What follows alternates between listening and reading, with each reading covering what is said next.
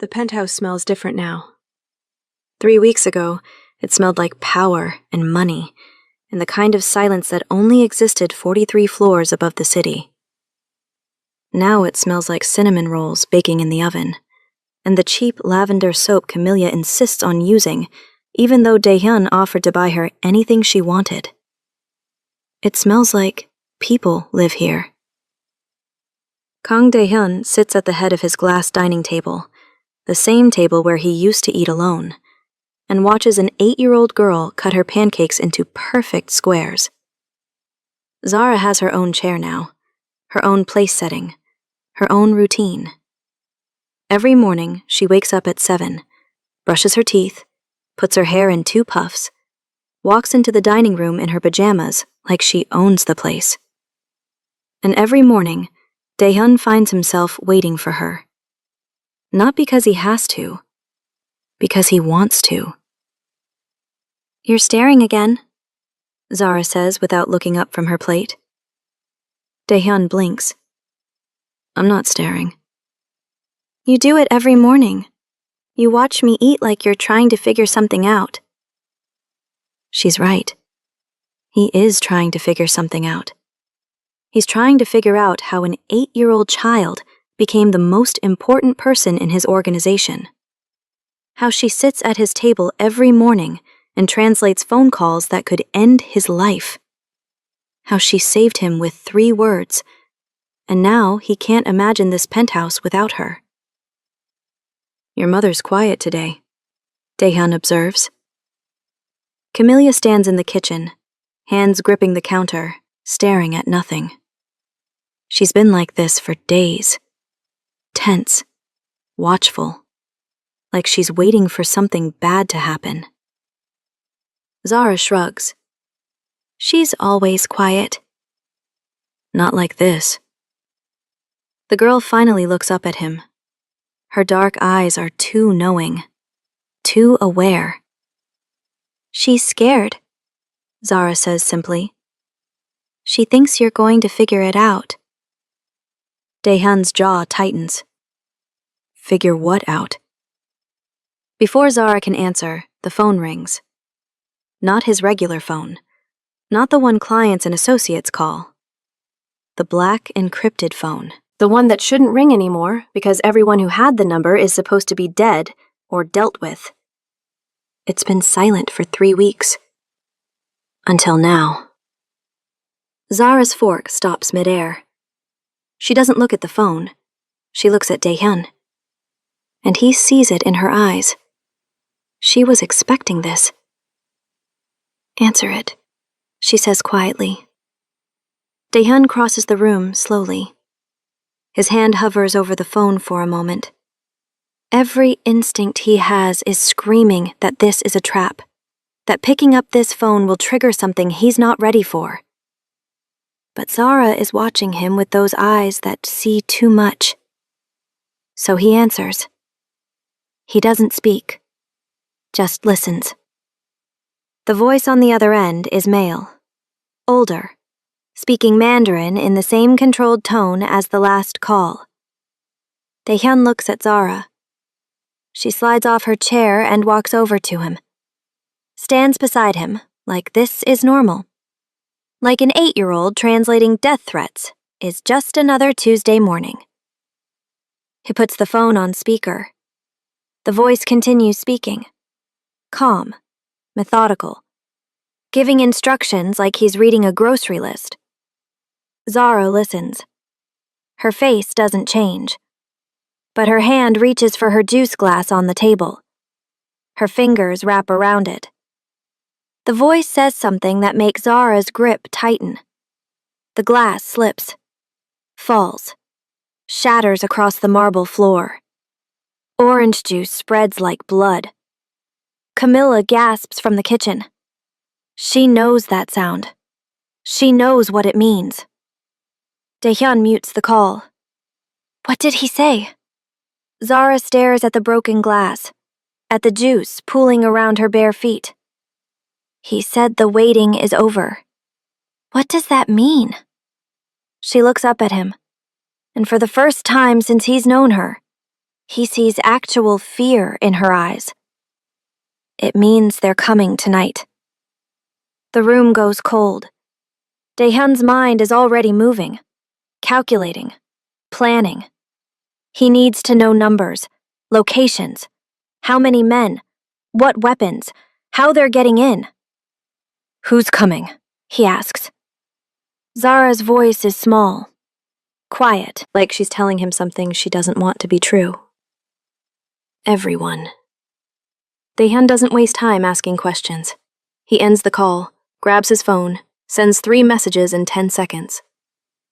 Jiwon appears in the penthouse within minutes. 2 additional guards follow. They don't ask why. They just move. "We're leaving," Daehyun says. "Now." Camila is already packing. Her hands shake as she throws clothes into a bag.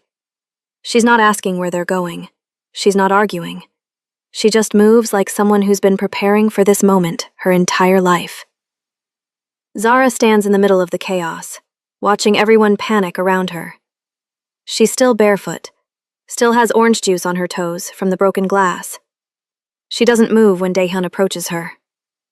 "We have a safe house," he says, "across the city. No one knows about it except Jiwon and me." "They'll find it," Zara says quietly. "No, they won't." "They found this place. They'll find that one too." Daehyun crouches down to her level, looks her in the eyes. "How do they keep finding us, Zara?" She doesn't answer, just looks past him at her mother. 20 minutes later, they're in a black SUV with tinted windows. Jiwon drives. 2 guards follow in a second vehicle. They take side streets, double back twice. Standard protocol for moving high-value targets.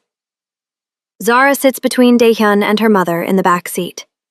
She's wearing shoes now, and a jacket. But she's still too quiet. Camila hasn't said a word since they left. She just stares out the window, her hand gripping her phone like it's the only thing keeping her alive. Daehyun notices. He's been noticing for days. The way she checks her messages when she thinks no one's watching. The way she types responses and then deletes them.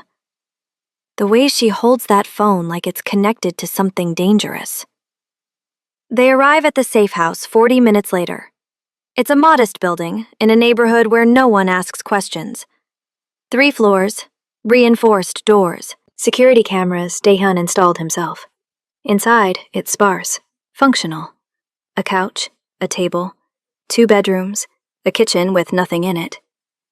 Camila goes straight to one of the bedrooms, doesn't ask permission, just closes the door behind her. Zara watches her mother disappear. "She's going to call someone," the girl says. Daehyun looks at her. "How do you know?" "Because she always does. When she's scared, when something bad is about to happen. She calls someone and whispers in Mandarin and thinks I don't understand." Daehyun's pulse quickens. "You've heard these calls?" "Not all of it.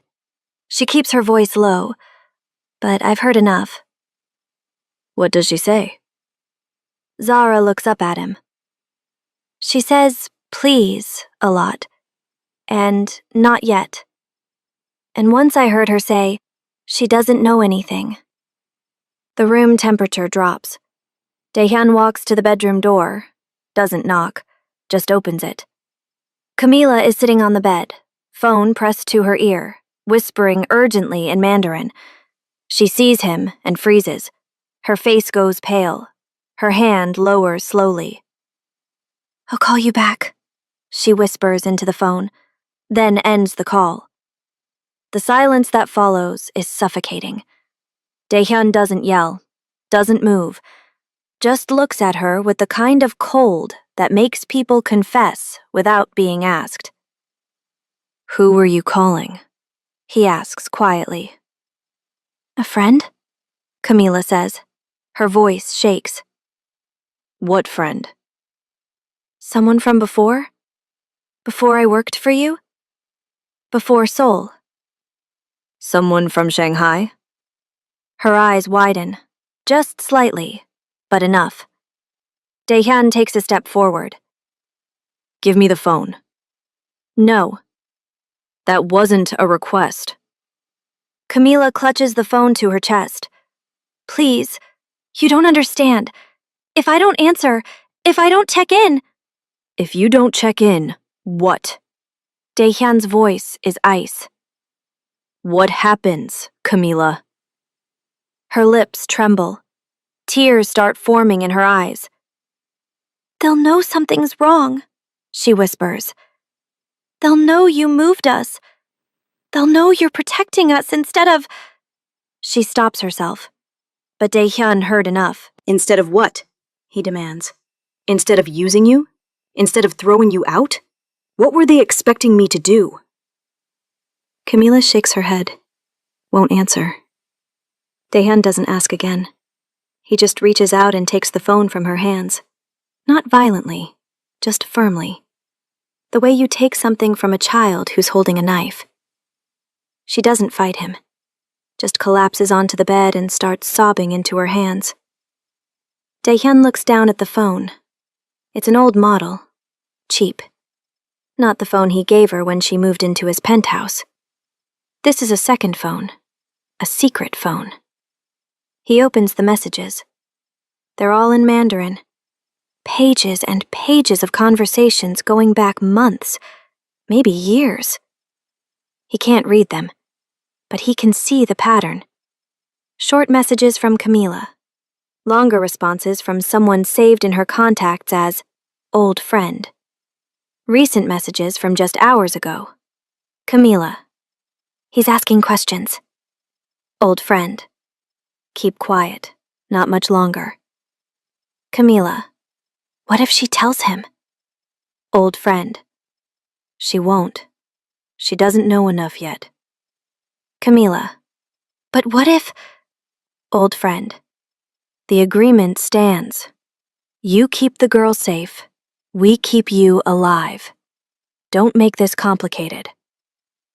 Daehyun's jaw clenches so hard he can hear his teeth grinding.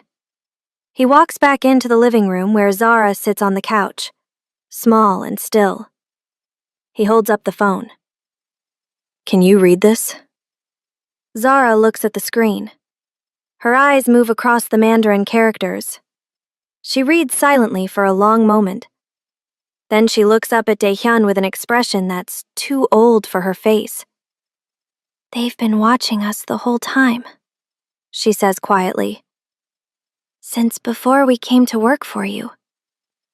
Maybe even before I was born. Who's watching us? Zara's voice is barely a whisper. The same people who made that phone call 3 weeks ago. The same people who are coming tonight. She pauses, swallows hard. And my mother's been reporting to them. The words land like a bomb. From the bedroom, Camila's sobs get louder. Daehyun looks at the phone, At the messages. At the evidence that the woman he's been protecting has been betraying him the entire time. His hand tightens around the device. There's more, Zara says softly. Daehyun looks at her. Scroll down, she says. To the oldest messages. He does. The messages go back 2 years, to before Camila even applied to work for him. He finds one dated exactly 1 week before her job interview. Old friend. The position is ready. He needs a maid. You apply tomorrow. Camila. And then what? Old friend. Then you wait. And you listen. And when the time is right, you'll know what to do. Camila. What about Zara? Old friend. Bring her. She'll be useful. Daehyun's blood turns to ice. He looks at Zara, at this 8-year-old girl who was placed in his life like a chess piece. Did you know? He asks quietly. Zara shakes her head. Not at first, but I figured it out. When? The night of the phone call, when I heard those 3 words, I realized they weren't just talking about your circle. She looks up at him with eyes that have seen too much. They were talking about mine. Daehyun doesn't go back into the bedroom immediately. He stands in the living room, holding Camilla's secret phone, watching the screen like it might explode. Jiwon is stationed by the front door. The guards patrol outside. Everyone is ready for an attack that might come in minutes or hours. But the real enemy is already inside. Zara hasn't moved from the couch. She sits with her legs tucked under her, watching Daehyun process what she already figured out days ago.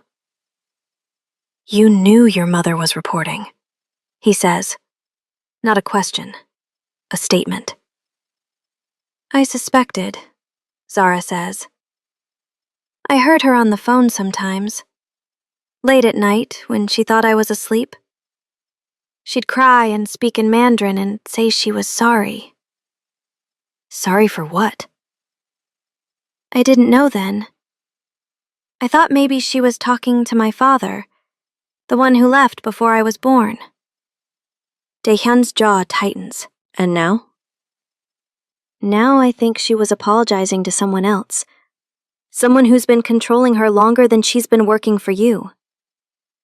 From the bedroom, Camilla's crying has stopped. The silence is worse. Daehyun walks to the door, opens it without knocking. Camilla sits on the edge of the bed, hands folded in her lap, staring at nothing. Her face is wet with tears, but she's not crying anymore. She just looks empty, defeated. Like she knew this moment was coming, and she's been dreading it for years. "Talk," Daehyun says. His voice is cold, controlled. Camilla doesn't look at him. "What do you want me to say?" "I want you to tell me who old friend is." She flinches at the name. "I want you to tell me why you've been reporting to someone for 2 years. I want you to tell me why you were sent to work for me.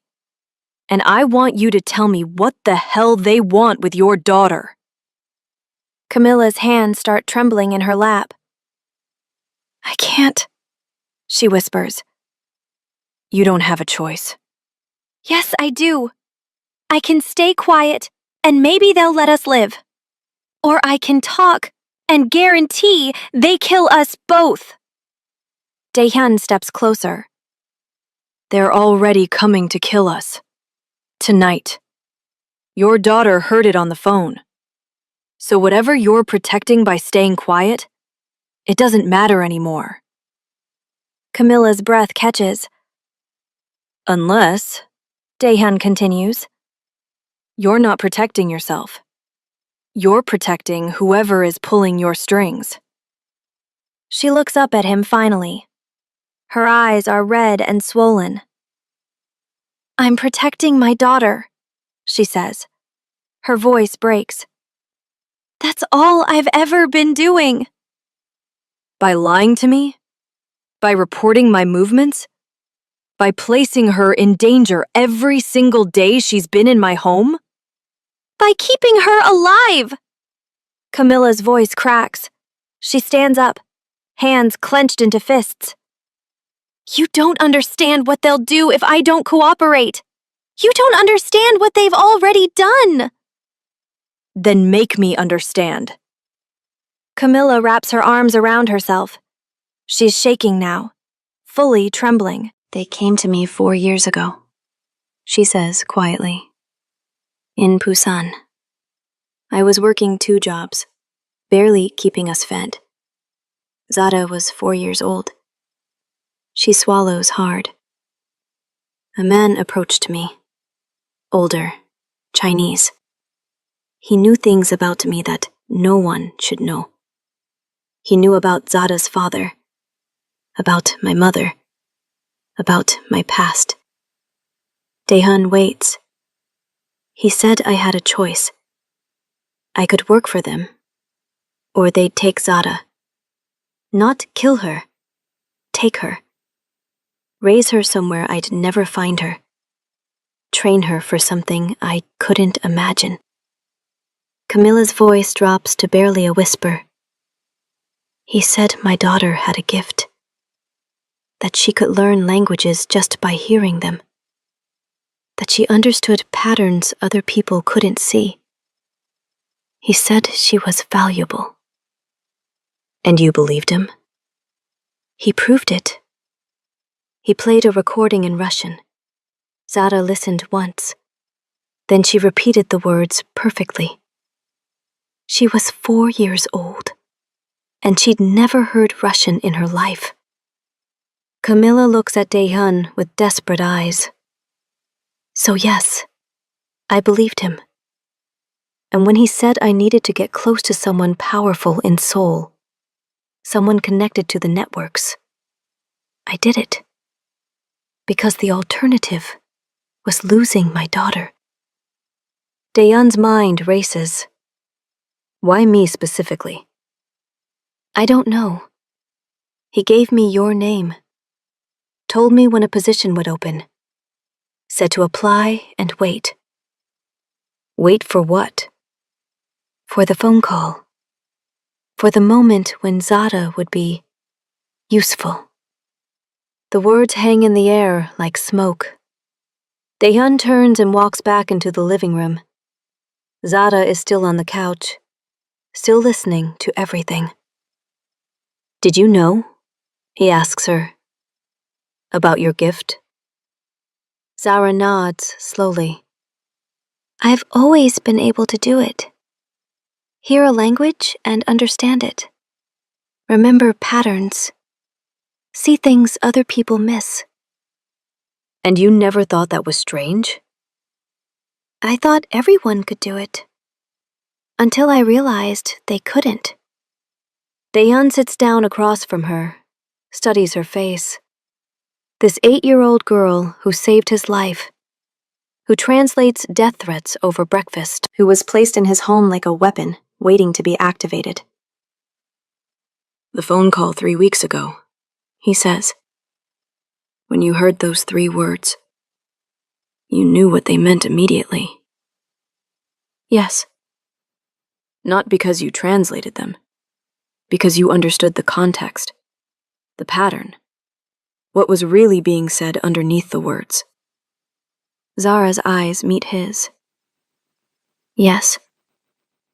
So what else have you understood that you haven't told me? She's quiet for a long moment. Then she says something that makes Daehyun's blood run cold. I know why they're coming tonight. Why? Because I'm not supposed to be helping you. I'm supposed to be helping them. Daehyun leans forward. What does that mean? The phone call 3 weeks ago wasn't a warning. It was a test. They wanted to see what I'd do. If I'd tell you what I heard, or if I'd stay quiet. And you told me. Yes. So you failed their test.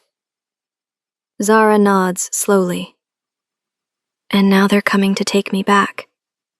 To finish whatever training they started. To turn me into what they always wanted me to be. Camilla appears in the doorway. She stopped crying. Her face is hard now, determined. They're not taking her, she says. Her voice is steady for the first time all night. I don't care what they do to me. They're not touching my daughter. Daehyun stands. Who is old friend? I need a name.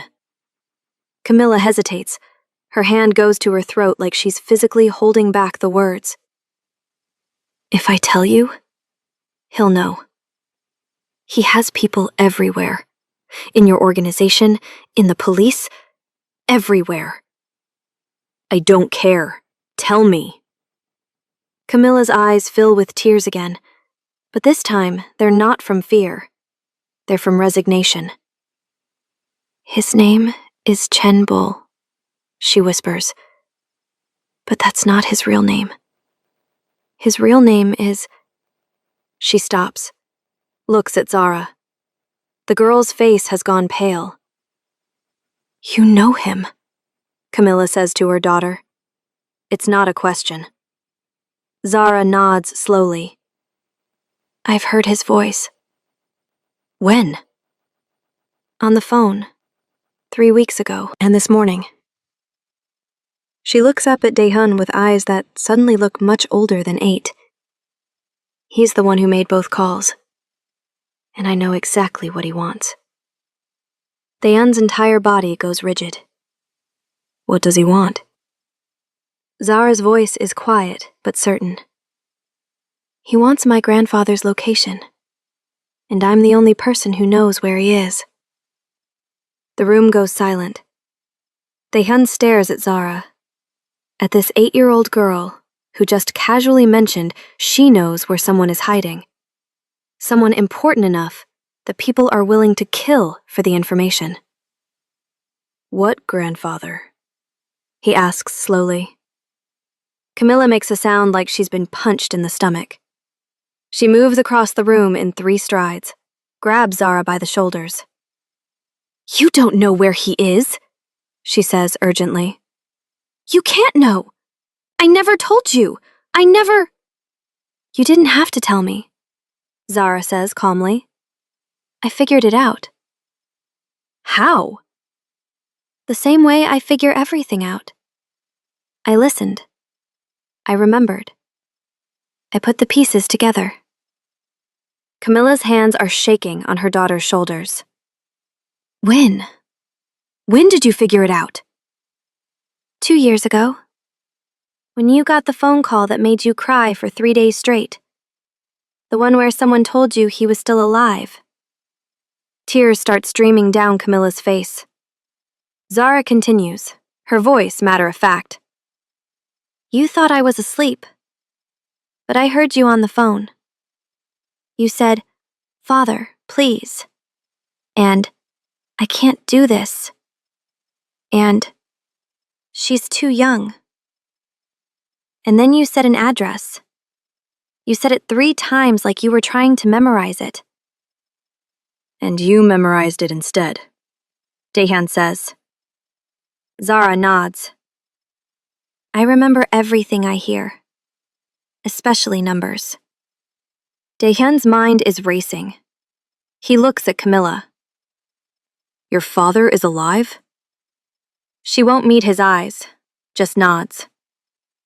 "And Chen Bo wants him." Another nod. "Why?" Camilla releases Zara's shoulders, sinks onto the couch like her legs can't hold her anymore. "Because my father took something when he disappeared," she whispers, "something that belongs to a lot of very dangerous people." "What did he take?" "Information, names, bank accounts, shipment routes, blackmail material on politicians and police and military officials across 4 countries. She looks up at Dae-hun with exhausted eyes. "My father wasn't just a broker. He was the broker. For 30 years, he moved information and money and people between Shanghai, Seoul, Hong Kong, and Tokyo. He knew everyone's secrets. He recorded everything. And then he vanished." "Yes, 25 years ago, right before I was born. He took all his records and disappeared. Left my mother alone and pregnant in Shanghai. Left his partners without the intelligence network they'd spent decades building." Dae-hun sits down slowly, processing. "Wei Huang," he says, "the man who called my phone. He was your father's partner." Camilla nods. "Wei and my father built the network together. They were brothers, closer than blood, until my father realized what they were actually building." "What do you mean?" "They started out moving goods. Then it became people. Then children. My father found out Wei was trafficking girls from rural China to wealthy clients in Korea and Japan. He tried to stop it. Wei refused." Her voice goes hollow. So my father took everything. Every record of every transaction. Every name of every client. Every bank account that processed blood money. He took it all and vanished to protect it. To protect it or to use it? Camila's jaw tightens. I'd like to think he took it to protect it. To keep it from being used to hurt more people. But I don't know anymore. I haven't seen him since I was a child. But you know where he is. No. I knew where he was 2 years ago. That phone call I made? He told me he was dying. That he wanted to meet Zara before he died. I told him no. I told him we were finally safe and I wasn't bringing my daughter into his world. She looks at Zara with something like regret, But I should have known she'd remember the address. Daehyun turns to Zara. Where is he? The girl doesn't answer immediately. She looks at her mother, then back at Daehyun. Before I tell you, I need to know something. What? Are you going to use it to hurt him? Or to protect us? Daehyun is quiet for a moment. Honest. I don't know yet. Zara studies his face, reading him the way she reads everything. Finally, she speaks. He's in Jeju Island, in a village called Sogripo. There's a house on the southern coast. Blue roof. Garden with stone walls. He lives alone. Camilla covers her mouth with both hands. Daehyun's mind is already working. If you figured it out 2 years ago, Chen Bo could have figured it out too.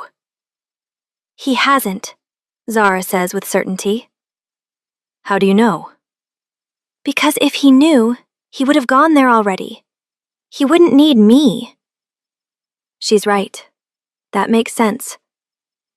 So why does he think you know? Daehyun asks. Zara hesitates. For the first time, she looks uncomfortable. Because I told him, she says quietly. The room explodes. Camilla jumps up. You what? I had to, Zara says, her voice steady despite her mother's panic. 6 months ago, Chen Bo came to our apartment. You weren't home. He asked me if I knew where grandfather was. I said no. He said he didn't believe me. Her small hands clench into fists. He said if I didn't tell him, he'd hurt you. So I said I knew where grandfather was, but I'd only tell him if he promised to leave us alone forever. And what did he say? Daehyun asks. He said he needed proof first. Proof that I actually knew. That I wasn't just protecting you, Mom. Camilla is crying again, silent tears streaming down her face. So I told him I'd give him proof when the time was right. When I knew we'd be safe. And when is that time? Zara looks up at Daehyun with those 2 wise eyes. Tonight. When they come. I'm supposed to go with them willingly. I'm supposed to take them to grandfather. And in exchange, They let my mother live. That's the agreement, Camilla whispers. That's what old friend has been preparing me for. The night they come to collect her. Daehyun's fists clench so hard his knuckles crack. Over my dead body. That can be arranged too, Camilla says bitterly. They don't care who dies as long as they get what they want. Daehyun stands, paces. His mind is spinning through strategies. Chen Bo doesn't know the exact location, he says, thinking out loud. He knows Zara knows, but she hasn't told him yet, which means we have leverage. leverage. Camilla's voice rises. They have an army. They have people in your organization. They know where we are right now. What leverage do we possibly have? Daehyun stops pacing, looks at Zara. We have her. No, Camilla says immediately. No, you're not using my daughter as bait. I'm not using her as bait. I'm recognizing that she's already the center of this, whether they'll like it or not. He crouches down in front of Zara. You understand patterns, he says to her. You see things people miss. So tell me, what's Chen Bo's pattern? What does he do when he doesn't get what he wants? Zara thinks for a moment. He escalates, but slowly. He doesn't destroy things right away. He waits. He pressures. He makes people think they still have choices, and they really don't. So he's not coming tonight to kill us. No. He's coming to collect me, like we agreed. And if you're not here? Zara's eyes widen slightly, understanding. Then he has to find me. And finding me takes time. Time you can use. Daehyun nods. We move you again. Somewhere he doesn't expect. Somewhere he can't track. But I'm still trackable, Zara says. As long as Mom has that phone, they know where she is, and those should assume I'm with her. Camila goes pale. So what are you saying? Zara looks at her mother with an expression no 8-year-old should have. I'm saying we need to split up. You stay here with the phone. Make them think I'm still with you. And I go somewhere else with him. She points at Daehyun. No, Camilla says immediately. Absolutely not. I'm not letting you out of my sight. Mom, if we stay together, they take both of us. If we split up, at least one of us survives. That's not— She's right, Daehyun interrupts. Camila turns on him with fury in her eyes. You want to take my daughter? I want to keep her alive. And right now, the best way to do that is to make Chen Bo think she's still with you while I move her somewhere secure. Where? Daehyun pulls out his phone, sends a message. Somewhere even I won't know until we get there. The argument lasts 20 minutes. Camila refuses. Daehyun insists. Zara sits quietly, watching both of them fight over her like she's not even in the room. Finally, the girl speaks. Mom, stop. Camila turns to her daughter, tears streaming down her face. Baby, I can't let you go with him. I can't. You have to. No, I don't. We can run. We can leave Seoul. We can go somewhere they'll never find us. There is nowhere they won't find us, Zara says calmly. You know that. Grandfather ran, and they've been hunting him for 25 years. We run, and they'll hunt us just as long. So what do we do? Zara stands up from the couch, walks over to her mother. She's so small. Her head barely reaches Camila's chest. But when she speaks, her voice carries weight that doesn't match her size. We make them think they won. We give them what they expect. You stay here with the phone. You answer when Chen Bo calls. You tell him I'm asleep, or in the bathroom, or playing in the next room. For how long? As long as you can. Long enough for Mr. Kang to get me somewhere safe. Camila looks at Daehyun with distrust and desperation mixed together. And then what? You just keep her? You use her the same way Chen Bo wants to use her? No, Daehyun says firmly. I protect her until we can figure out how to end this. How do you end something like this? These people don't stop. They don't forgive. They don't forget. I know. Because I'm one of those people. The honesty of it lands hard. Daehyun continues. I've spent 20 years building power by knowing things other people don't know, by controlling information, by making people afraid of what I might do. Chen Bo is playing the same game, The only way to beat him is to play better. And you think you can? I think your daughter already is. Everyone looks at Zara. The girl stands there in her pajamas and bare feet, looking far too calm for someone whose life is being negotiated.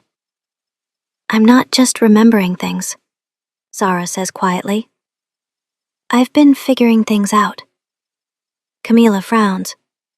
What do you mean? The phone calls. The ones I've been translating for Mr. Kang. I haven't been telling him everything. Daehyun's entire body goes rigid. What? Zara looks at him without apology. Some of the things they said weren't about you. They were about other people, other plans, things that would have distracted you or made you do something stupid. Like what? Like 3 days ago, when that man called about the shipment from Busan. He said it was a trap, that Wei Huang's people were waiting for you at the dock. You were about to go there. Daehyun remembers.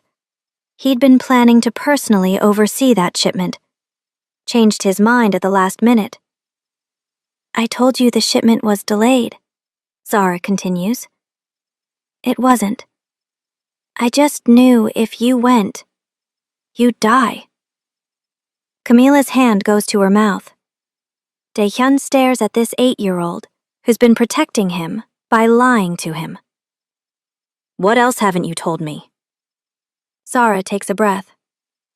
The phone call 2 weeks ago, when the man said your accounts were compromised. He was testing you, seeing if you'd panic and move money. I told you he said the accounts were fine, because if you'd moved anything, they would have tracked where it went. How did you know it was a test? Because of how he said it, his tone, the pauses. He was reading from a script, waiting to see what you'd do. Daehyun's mind is reeling. You've been filtering information, deciding what I should know. Yes. For how long? Since the first call. Since I realized they weren't just trying to hurt you. They were trying to control you. To make you predictable. She walks over to Daehyun, looks up at him. That's why Chenbo wants me. Not because I can translate. Anyone can translate. He wants me because I can see patterns. I know when people are lying. I know what they're really saying underneath the words. And you've been doing that for me. Yes, but I've also been doing it for them. The room goes cold. Camila steps forward. What does that mean? Zara doesn't look at her mother, keeps her eyes on Daehyun. When Mom makes her phone calls to Chenbo, when she reports what's happening, I've been listening. And I've been telling her what to say. Zara, Camila's voice breaks. I had to, Mom. If you told him the truth, he'd know Mr. Kang was getting too strong. He'd move faster. We'd have less time. So you've been feeding him false information through your mother. Zara nods. Small things. Little details that seem true but aren't quite right. Dates that are off by a day. Names that are slightly wrong. Enough to make Chenbo think he's still in control when he's actually falling behind. Daehyun almost smiles. Almost. This child has been running a counterintelligence operation from his breakfast table. Does Chenbo suspect? Not yet, but he will soon. That's why tonight matters. That's why he's coming to collect me now instead of waiting longer. He's starting to notice the information isn't matching reality. And when he notices, he'll kill everyone involved. Mom, you, anyone who's been in contact with me. He'll erase the entire problem and start over. Daehyun pulls out his phone, texts Jiwon 3 words. Move her now. Jiwon appears from his position by the door. Where?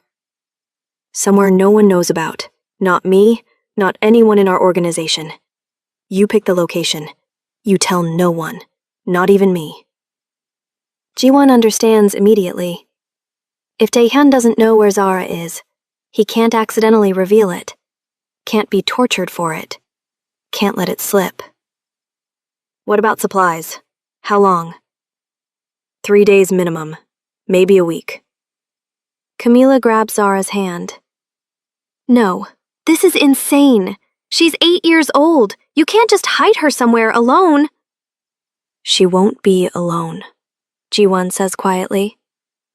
I'll stay with her. And I'm supposed to just trust you?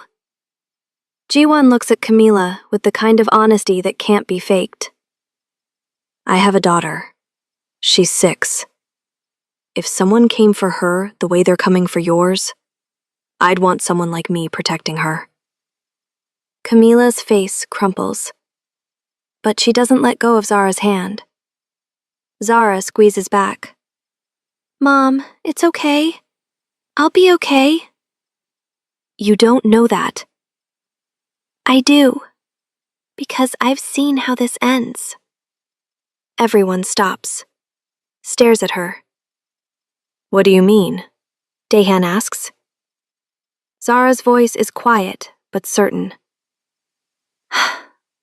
I've been listening to Chen Bo for months. I know how he thinks.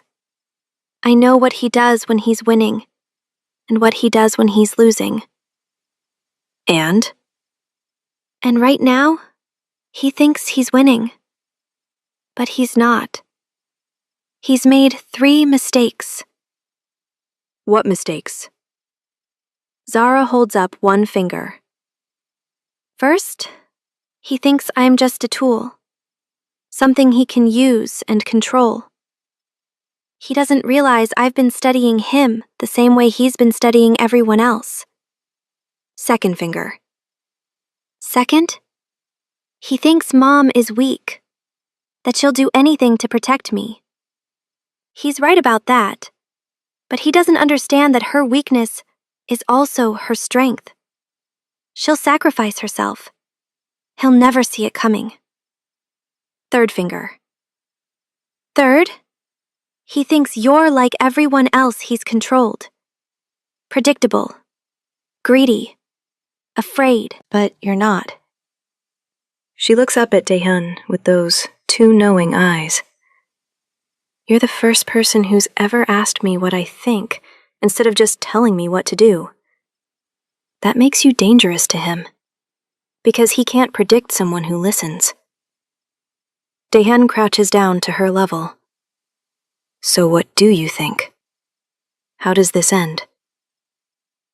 Zara is quiet for a long moment.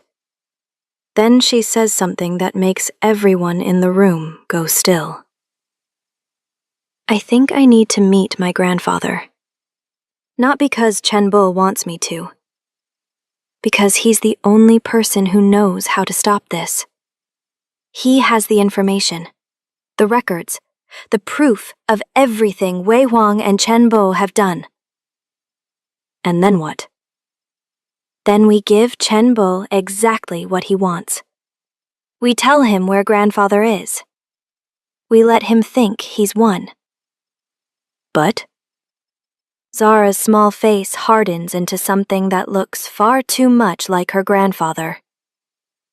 But we make sure the information grandfather has gets released the moment Chen Bo arrives. Every name, every account, every crime. We burn down the entire network at once. Camila gasps. That would destroy thousands of people. Criminals, yes, but also innocent people caught in the middle. Better than letting them keep doing what they're doing, Zara says flatly. Daehyun stares at this 8-year-old girl, planning the destruction of a criminal empire like she's deciding what to have for breakfast. You've thought about this. I think about everything. And you think your grandfather will help? I think he's been waiting for someone to ask. He's been hiding for 25 years with all that information. Maybe he's ready to stop hiding. Daehyun stands, makes a decision. Jiwon, take her. Now. Don't tell me where. Check in every 12 hours. Use the encrypted line. Jiwon nods, moves toward Zara. Camila pulls her daughter into a desperate hug, whispers things in her ear that no one else can hear. Zara hugs back, small arms around her mother's waist. I love you, Camila says through tears. I love you too, Mom. But I need you to be strong now. Can you do that? Camila nods, even though she's falling apart. Zara pulls back, looks up at Daehyun one more time. Don't underestimate Chenbul. He survived this long because he's smart. Smarter than Wei. Maybe smarter than you. But not smarter than you. Zara almost smiles. I'm 8. I don't have to be smart. I just have to pay attention. And with that, she takes Jiwon's hand and walks toward the door. At the threshold, she stops, turns back. One more thing, she says. The reason Chenbul is coming tonight specifically, it's not random. Why tonight? Because tomorrow is the anniversary. The day my grandfather disappeared. The day he took everything. Her eyes are dark, knowing. Chenbul thinks tonight he gets his revenge. But really, tonight is when everything grandfather planned finally happens. What did he plan? Zara's voice is barely a whisper. Me. And then she's gone. The safe house feels empty without Zara.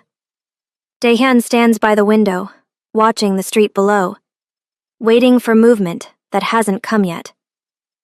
Camila sits on the couch, her secret phone clutched in both hands. She hasn't stopped staring at it since Zara left. 2 hours pass in silence. Then the phone buzzes. Camila's entire body goes rigid. Her hands shake as she looks at the screen. It's him, she whispers. Daehyun crosses the room in 3 strides.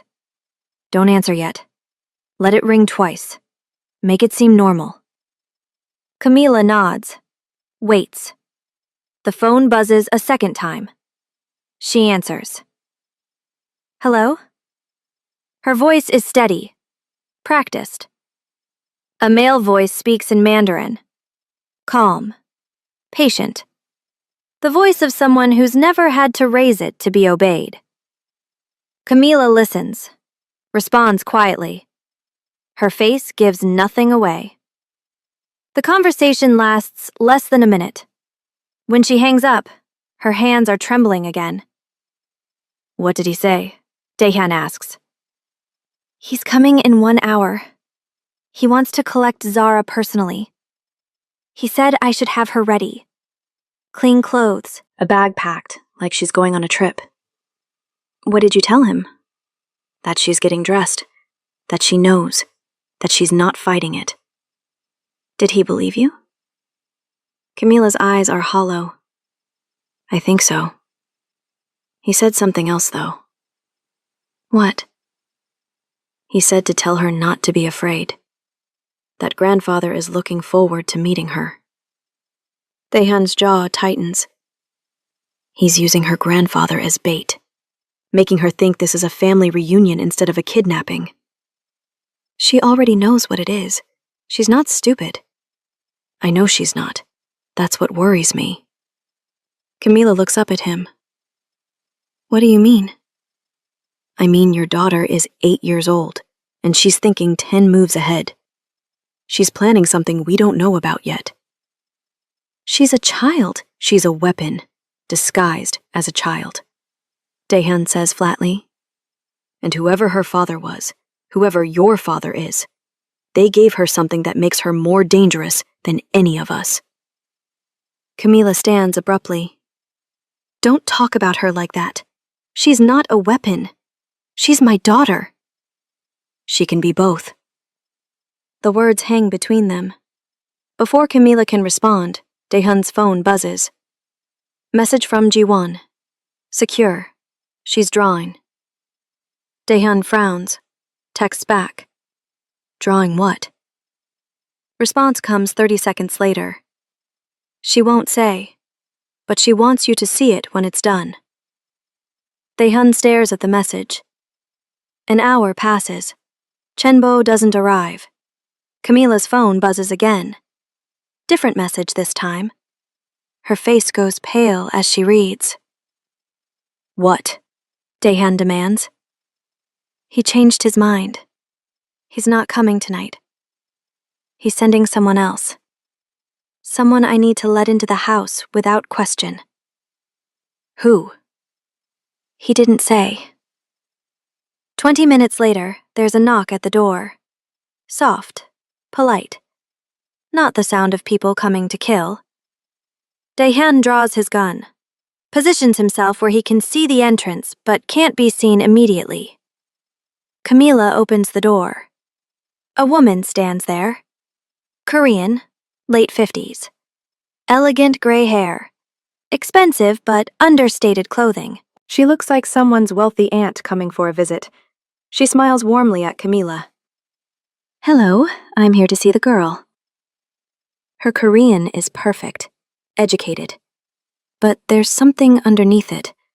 An accent that's been carefully smoothed over, but not quite erased. Who are you? Camila asks. My name is Aju Park, but you can call me grandmother. I've come a long way to meet Zara. Daehyun steps out from his position, gun still in hand.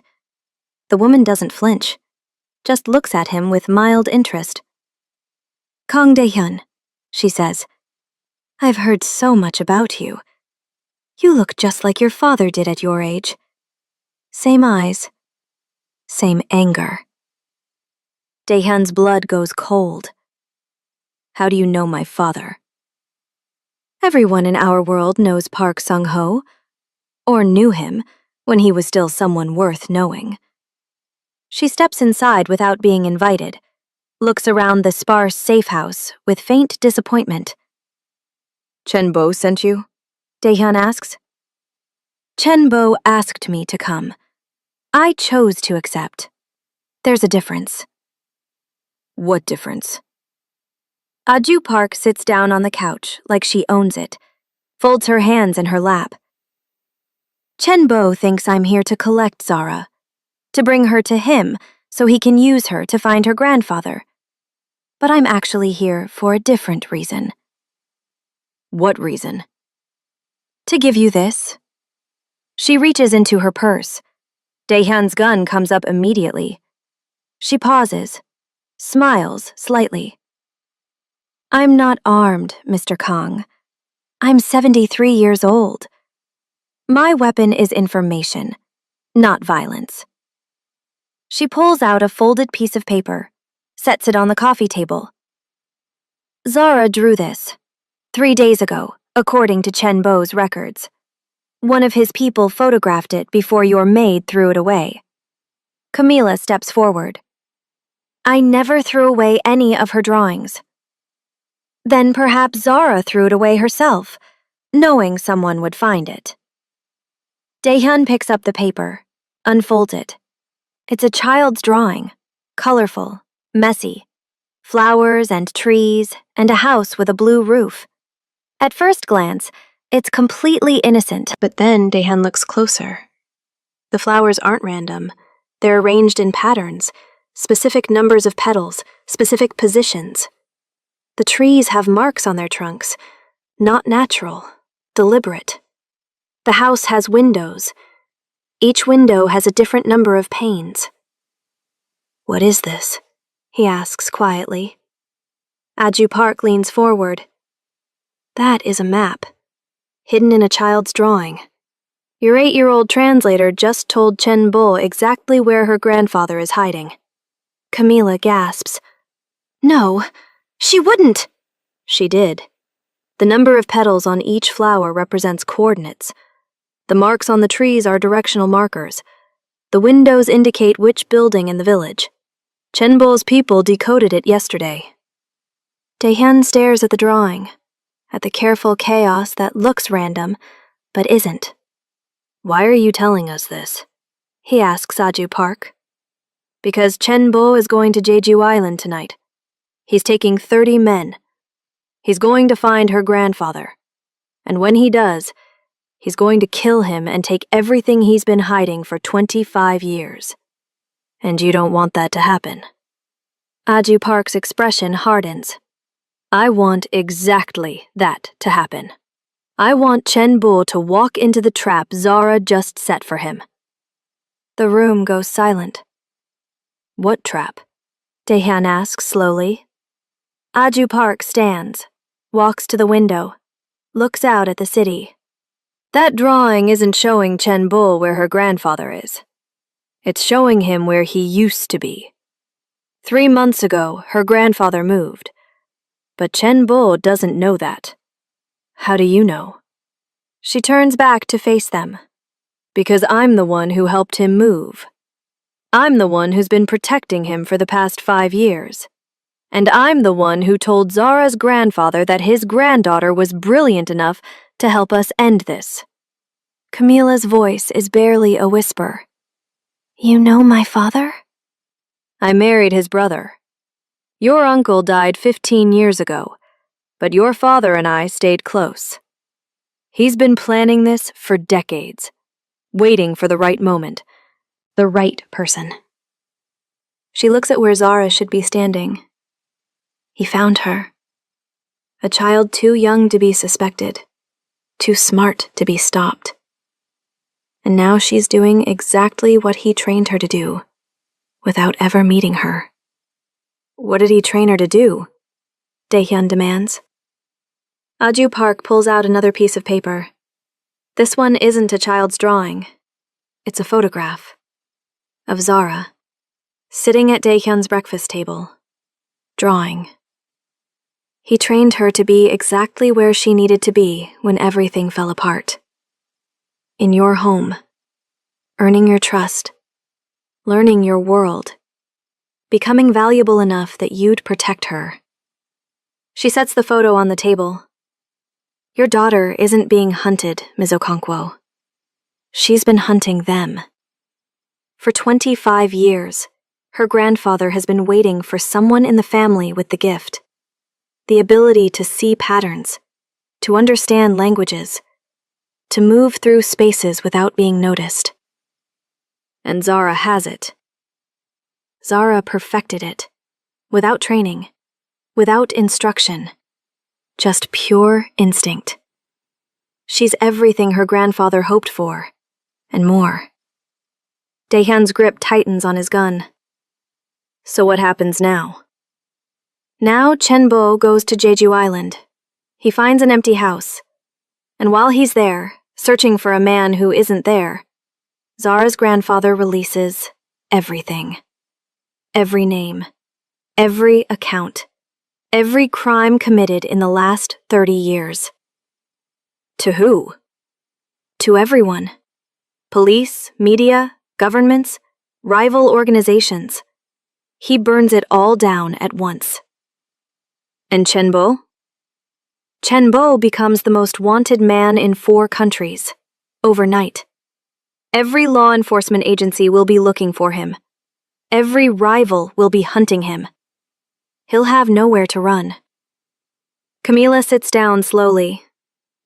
My father planned this before Zara was born. Yes, he planned for the possibility that one of his descendants would inherit the gift. He prepared everything. The records, the safe houses, the network of people like me who hate what Wei Huang and Chen Bo built. She looks at both of them. Your daughter just executed a plan that's been waiting 25 years to happen. And she did it without knowing she was doing it. That's how brilliant she is. Daehyun's mind is racing. If Chen Bo figures out it's a trap, he won't. Not until it's too late. Because right now, he thinks he's finally winning. He thinks he finally has what he's been looking for. And Zara? Where does she fit in after tonight? Aju Park's expression softens. She gets to be a child again. That's the deal her grandfather made. One generation of sacrifice to free the next. She helps us end this, and then she gets to grow up safe. If she survives. She'll survive. Because you're going to protect her. That's why her grandfather made sure she ended up in your house. Not Chun Bo's. Not Wei Huang's. Yours. Why me? Because you're the only person in this entire world who actually cares whether she lives or dies beyond her usefulness. The words land hard. Daehyun looks at the drawing again, at the coordinates hidden in flowers, at the trap an 8-year-old set for a man who spent decades destroying lives. His phone buzzes. Message from Jiwon. Drawing is finished. Sending photo now. The image loads. It's another drawing, different from the first. This one shows people. Stick figures with labels. 3 adults, 1 child. The child is in the center, arms spread wide, protecting the 3 adults behind her. Underneath, in careful letters, Zara has written 5 words. This is how it ends. Daehyun stares at the drawing on his phone. The stick figure child with arms spread wide. The 3 adults behind her. 1 adult is labeled Mom. Another is labeled Mr. Kong. The third has no label, just a question mark. Who's the third person? He asks, showing the phone to Aju Park. The old woman looks at the image. Her expression doesn't change. That would be me, she says calmly. Or perhaps her grandfather. The drawing is intentionally ambiguous. Your translator is very careful about what she reveals. She knew you were coming. She knew someone was coming. She's been listening to phone calls for months. She knows Chen Bo's patterns, his associates, his methods. Aju Park walks back to the couch, sits down with the careful precision of someone whose body has betrayed them, but whose mind remains sharp. There's something else you need to understand about Zara, she says.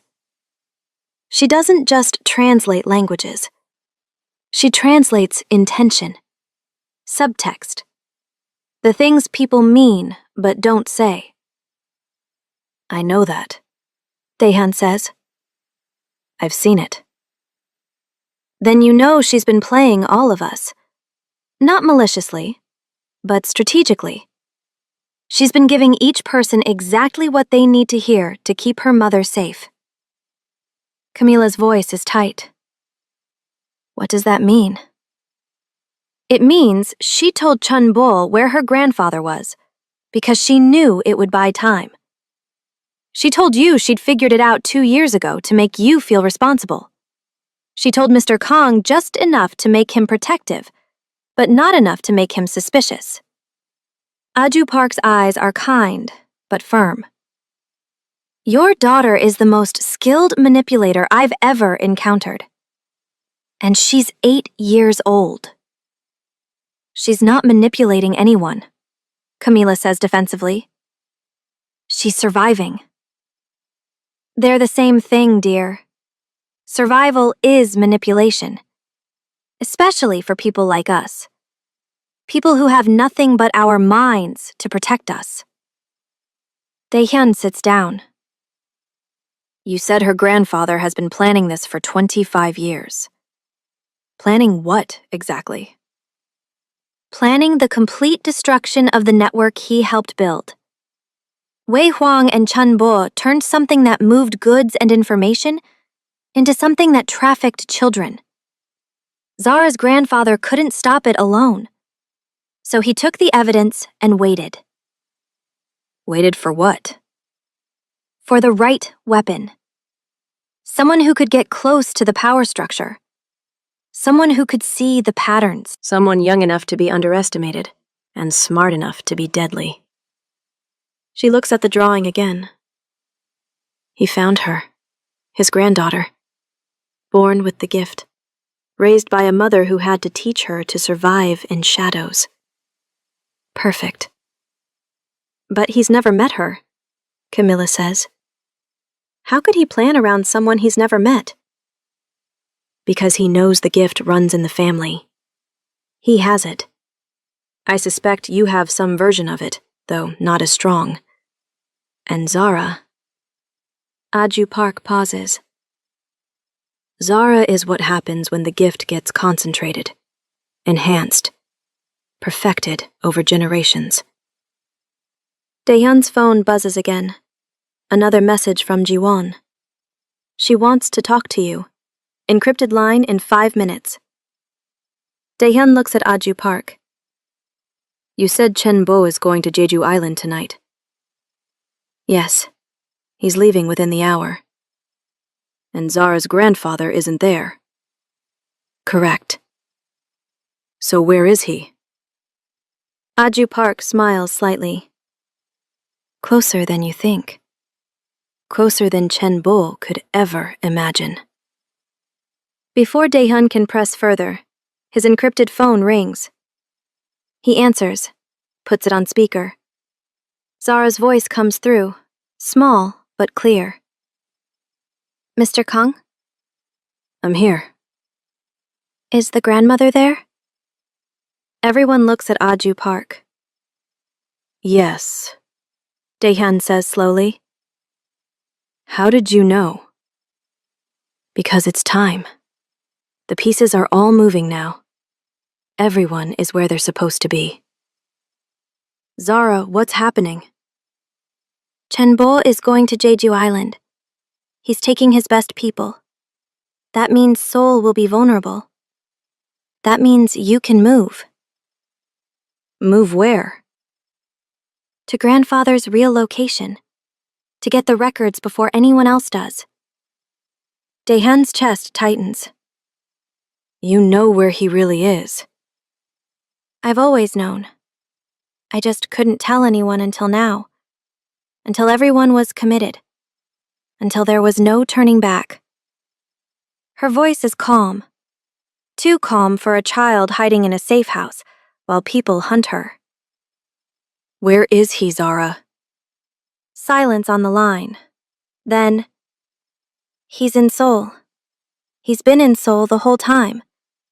Living 2 blocks from where you grew up. The room explodes. Camila jumps up. That's impossible. He disappeared from Shanghai. He's been hiding in plain sight. Zara interrupts. Under a different name.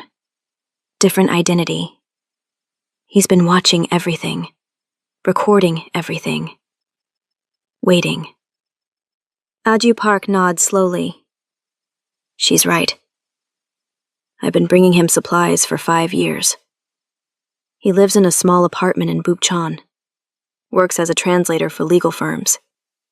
No one suspects an old Korean man who keeps to himself. Daehyun's mind races.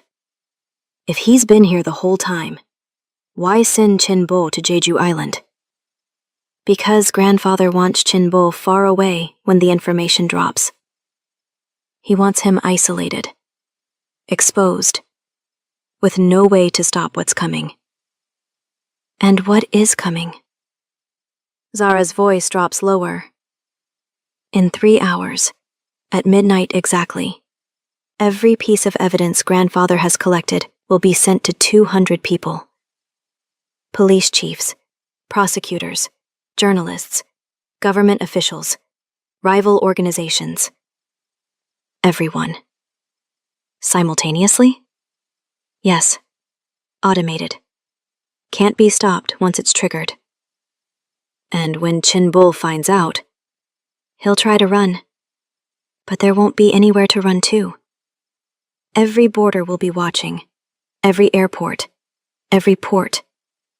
He'll be trapped. Daehyun looks at Aju Park. You helped set this up. I helped refine it. But the core plan has always been your translator's grandfather. He's been orchestrating this for decades. We're all just playing the parts he wrote. Including Zara. Especially Zara. She's the final piece. The one he's been waiting for. On the phone, Zara speaks again. Mr. Kang, you need to go to grandfather now. Before midnight. The address is... Wait. Daehyun interrupts. If I go there, if anyone sees me going to that address, it exposes him. No one will see. Because Chinbo's people are all heading to Jeju Island right now. And Wei Huang's people think you're still at the safe house with Mom. How do you know what Wei Huang's people think? Because I've been listening to their calls too. Not just Chenbo's. All of them. For months. I know where everyone is. Where everyone thinks everyone else is. I know the entire map. The certainty in her 8-year-old voice is terrifying. Daehyun stands. What does your grandfather want from me? Protection. Once the information drops, everyone will want him dead. You're the only person with enough power to keep him alive long enough for the information to do its work. And in exchange? He gives you everything. Every name in the network. Every person who's been helping Wei and Chenbo, including the people in your own organization. Daehyun's jaw clenches. There are people in my organization working for them? 3 people. Grandfather knows who they are. He'll tell you. But only if you get to him before midnight. Camila moves toward the phone. Zara, baby, I need to know you're safe. I'm safe, Mom. Duan is here. He won't let anything happen to me. But when this is over, we'll be free. Really free. Not hiding. Not running. Not reporting to anyone. You promise? I promise. This is the end, Mom. The real end. Aju Park stands. I'll take you to him. We need to leave now. Chenbo's people won't be gone long. 2 hours at most once they realize the Jeju Island address is empty. Daehyun looks at Camila. Stay here. Keep the phone. If Chenbo calls, tell him Zara is asleep. Tell him whatever he needs to hear. And if he doesn't believe me? Then you run. Jiwon will send you a location. Get there and don't look back. Camila nods, tears streaming down her face. Daehyun turns back to the phone. Zara, if this goes wrong... It won't. Grandfather doesn't make mistakes. He's had 25 years to make sure every detail is perfect. People always make mistakes. Not him. That's why everyone's afraid of him. Not because he's violent. Because he's patient. And patience always wins. The line goes quiet for a moment. Then Zara's voice comes back, softer. Mr. Kang? Yes? Thank you for protecting us, for not treating me like a tool, for being different than them. Something in Daehyun's chest tightens. Stay safe, Zara. You too. The line goes dead. Aju Park is already at the door. We walk, no cars, no drivers. Just 2 people walking through the neighborhood like we're going to visit family. Daehyun follows her out into the night. The streets of Seoul are bright with artificial light. People walk past without noticing them. Just another young man and an older woman navigating the evening crowds. They walk for 15 minutes, through alleys, past restaurants and shops, into the old neighborhood of Bukchon, where traditional Hanok houses sit between modern buildings. Aju Park stops in front of a small apartment building. 4 floors. Nothing special. The kind of place where people live quiet lives and don't ask their neighbors questions. 3rd floor, she says. Apartment 304. Knock 3 times. Wait. Knock twice more. You're not coming? I've done my part. The rest is between you and him. She turns and walks away, disappearing into the crowd before Dae-hyun can ask anything else. He enters the building, climbs the stairs. 3rd floor, apartment 304. He knocks 3 times. Waits. Knocks twice more.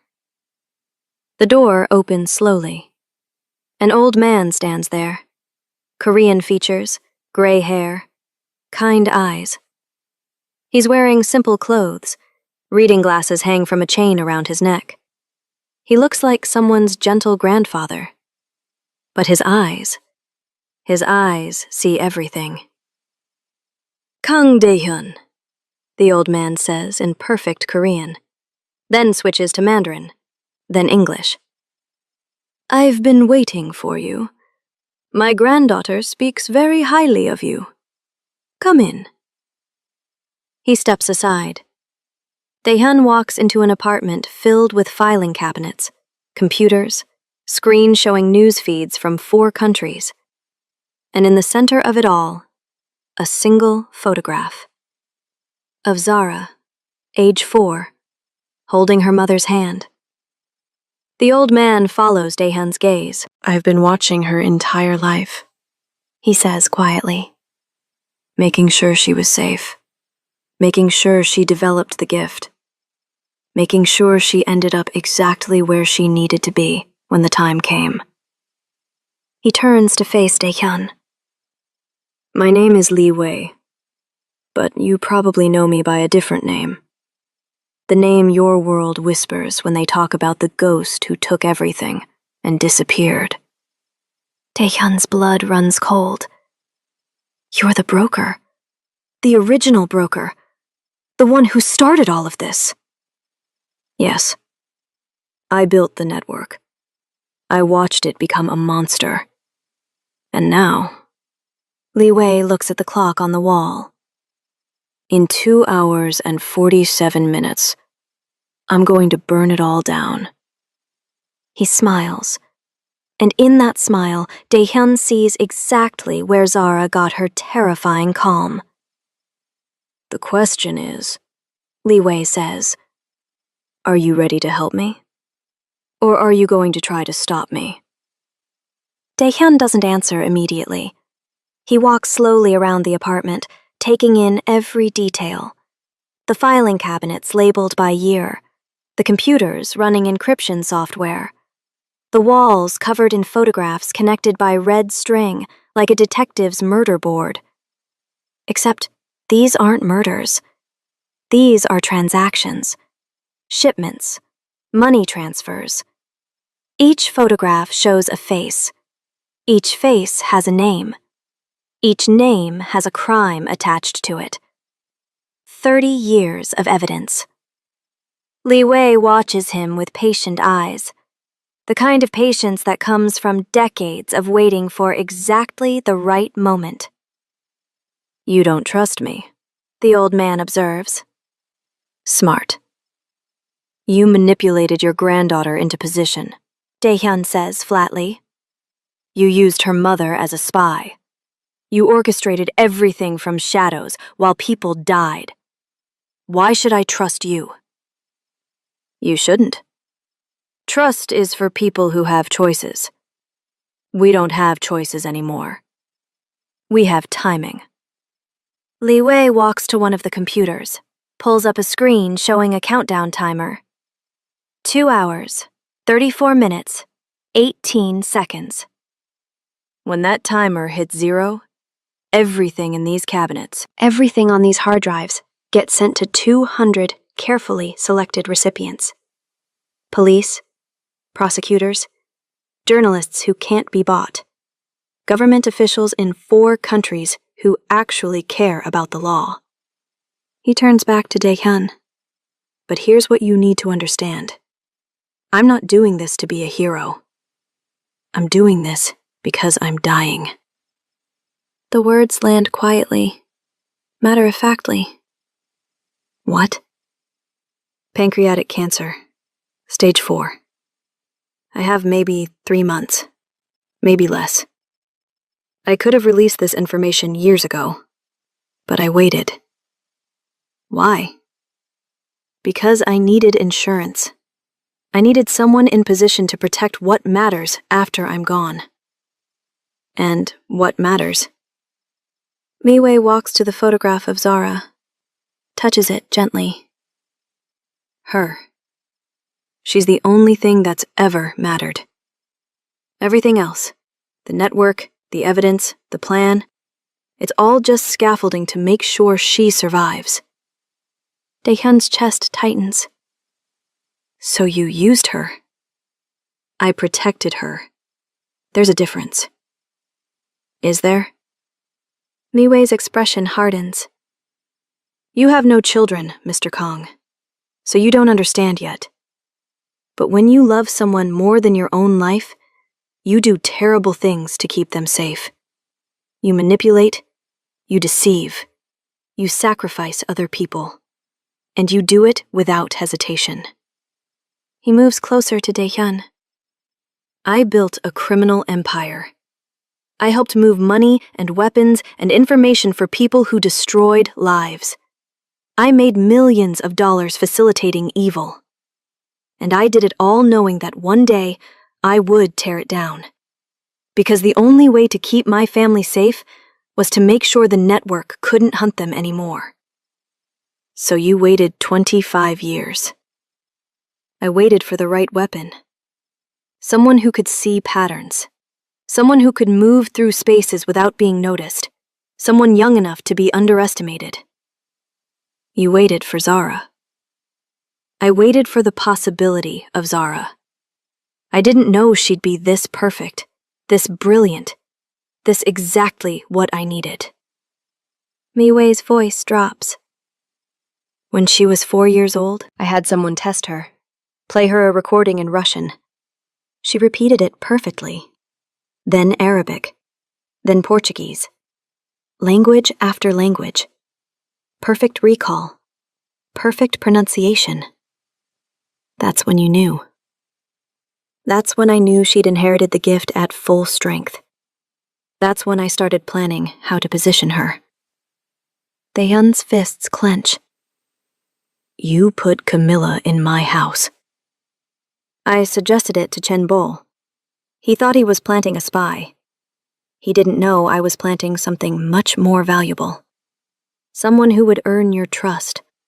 Someone you'd protect. And if I hadn't protected her, if I'd thrown her out after that first phone call, then you weren't the right person, and I would have moved her somewhere else. But you were the right person, because you saw her value beyond what she could do for you. Li Wei walks back to his desk, pulls out a folder, sets it on the table between them. These are the 3 people in your organization working for Wei Huang and Chen Bol. Names, evidence, everything you need to remove them before they realize what's happening tonight. Daehyun doesn't reach for the folder yet. What do you want from me? Protection. Not for me. For Camilla and Zara. When this information drops, everyone will want them dead. Everyone who's named in these files will know they're connected to me. They'll hunt my family to send a message. And you want me to stop them. I want you to hide them. Keep them safe until the dust settles. Until the arrests start. Until it becomes more dangerous to go after them than to leave them alone. How long? 3 months. Maybe 4. Long enough for me to die and for the world to forget they exist. Daehyun finally picks up the folder, opens it. 3 names, 3 photographs, 3 people he's trusted. 1 is his accountant, 1 is a district head, 1 is someone who's been with him for 8 years. How do you know they're working for Wei? Because I've been watching your organization for 2 years, listening to calls, tracking money, seeing patterns, the same way Zara does, just slower because I'm old and my mind isn't what it was. Li Wei sits down heavily. For the first time, Dae-hyun sees how exhausted he is, how much pain he's carrying.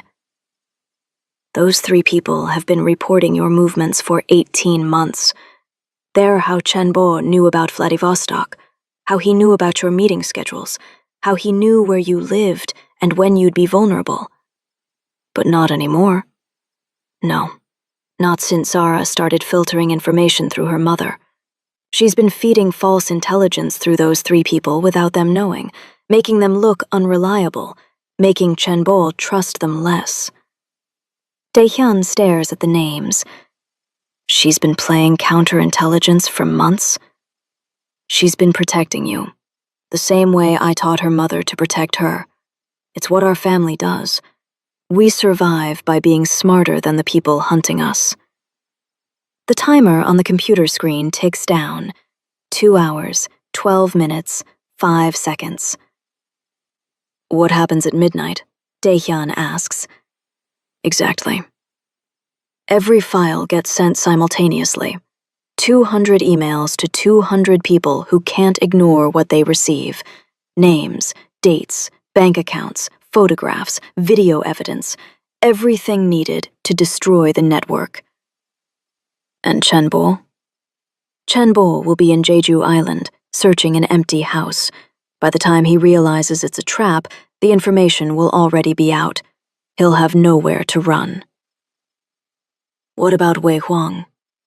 Li Wei's expression darkens. Wei is the real target. Chen-bo is just a soldier. Wei built this empire on the bones of children. He's the one I want destroyed most. Where is he? Beijing, protected by people who owe him favors. But once this information drops, those protections evaporate. Everyone will turn on him to save themselves. Dae-hyun walks to the window, looks out at Seoul glittering below. And after midnight? When the information is out and people start dying? Then you take Camilla and Zara somewhere safe. Somewhere not even I know about. And you keep them alive until the killing stops. That could take years. It won't. Once the network collapses, the survivors will turn on each other. They'll be too busy saving themselves to hunt my family. 3 months. Maybe 4. That's all I need. Li Wei stands, walks over to Dae-hyun, puts a hand on his shoulder. I'm asking you to do something impossible. To protect 2 people everyone will want dead. To go against your own organization to keep them safe. I'm asking you to sacrifice power for principle. Why would I do that? Because you're not like us. Not like Wei, not like Chen-bo, not even like me. You're the kind of man who protects an 8-year-old child who saves your life instead of using her as a weapon. Li Wei's grip tightened slightly. That's why I positioned her with you. That's why I trusted you with my family. Because you're the only person in this entire world who might actually choose them over power. Dae-hyun doesn't respond immediately. He thinks about Zara, about the way she sits at his breakfast table, cutting pancakes into perfect squares, about the way she translates death threats with the same calm she uses to ask for juice, about the way she looked at him and said, "Thank you for being different than them." Where is she now? Li Wei asks quietly. Safe. With someone I trust. Good. Keep her there until morning. By then, the killing will have started. By then, Seoul won't be safe for anyone connected to me. And you? I'll be here, waiting, making sure the timer runs down, making sure nothing stops what's about to happen. Dae-hyun turns to face him. You're not coming with us. No. They'll kill you. Yes. But I'm already dying. Better to die making sure this works than to die hiding in a hospital bed. Li Wei walks back to his desk, sits down in front of his computers. You should go. Take the folder. Remove those 3 people from your organization before they realize what's happening. And then, get to Camilla. Get her out of the safe house. Chen Bo's people will be back from Jeju Island in 3 hours when they realize I'm not there. They'll go to her first. Daehyun picks up the folder, starts to leave. At the door, he stops. Why did you really do this? The truth. Not the story about protecting Zara. Li Wei is quiet for a long moment. Then he says something that sounds like confession. Because I destroyed innocent lives to build something that destroyed more innocent lives. Because I told myself it was business, but it was evil. Because I want to die knowing I undid some of the damage I caused. He looks up at Daehyun. And because my granddaughter deserves better than to inherit my sins. She deserves to grow up without blood on her hands. This is how I give her that. Daehyun nods slowly, understanding. Will I ever see you again? No. But you'll see Zara grow up. You'll see her become something neither of us can imagine. And maybe that's enough. Li Wei smiles sadly. Tell her I'm proud of her. Tell her she was perfect. Tell her grandfather kept his promise. What promise? That she'd be free. Really free. No matter what it cost. Daehyun leaves the apartment. The door closes behind him.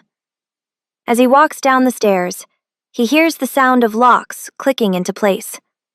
Li Wei barricading himself inside, preparing for what comes next. Daehyun pulls out his phone, texts Ji-won. Get Zara to extraction point, now. Don't wait.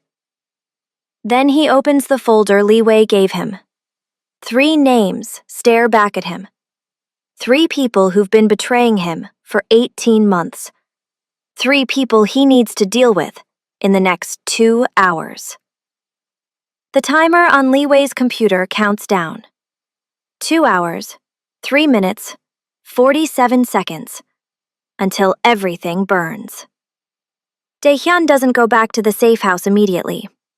First, he makes 3 phone calls. The first call is to his accountant, Park Min-so, trusted for 8 years, family man, 2 daughters, always reliable, always reporting to Wei Huang. I need you at the office, Daehyun says. His voice is calm, normal. There's a discrepancy in the Busan accounts. Now? It's almost 10 o'clock. Now. Min-so sighs. I'll be there in 20 minutes. Daehyun hangs up. Second call.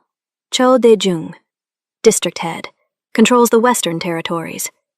Ambitious, but loyal. Except the loyalty was always to someone else. Emergency meeting, Daehyun says. Just the senior leadership. My office. 1 hour. What's the emergency?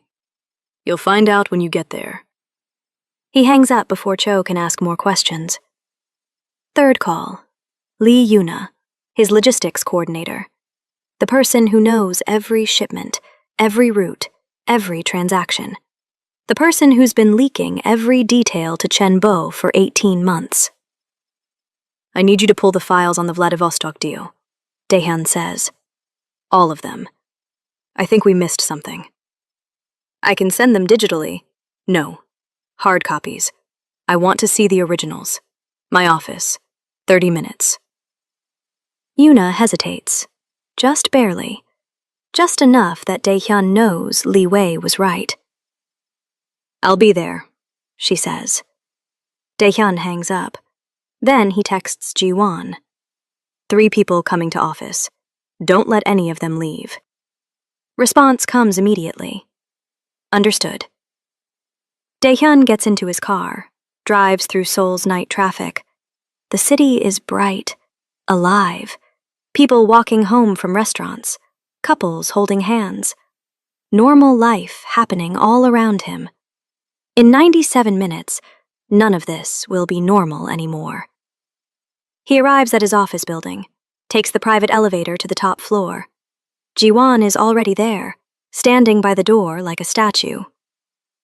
They're in the conference room, Jiwon says quietly. All three. They don't know about each other yet. Good. Keep it that way. Daehyun walks into his private office, closes the door, opens Lee Wei's folder. Inside are 3 separate files, one for each traitor. Park Min-seo, recruited by Wei Huang 4 years ago.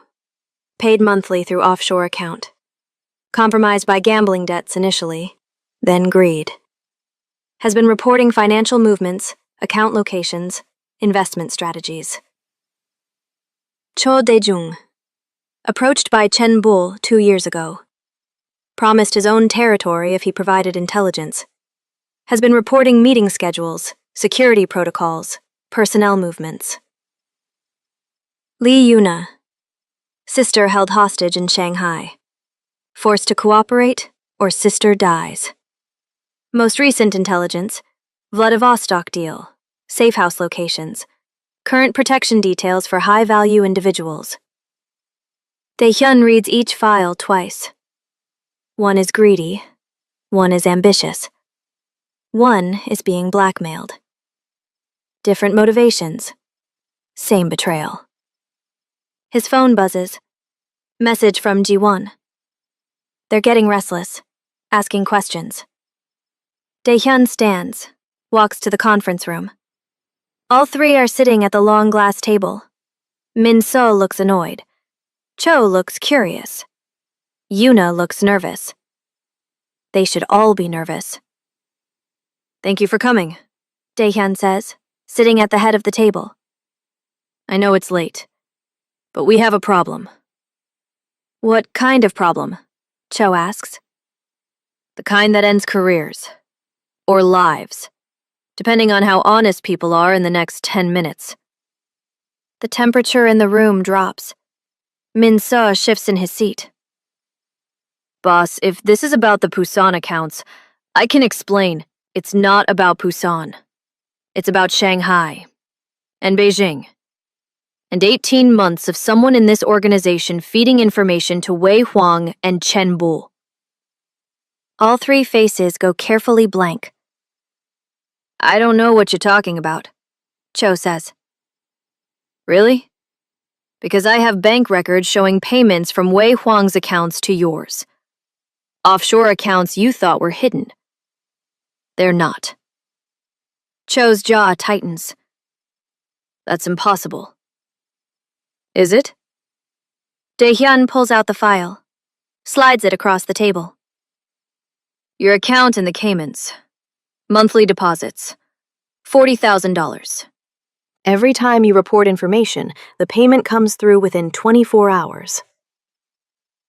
Cho doesn't pick up the file, just stares at it.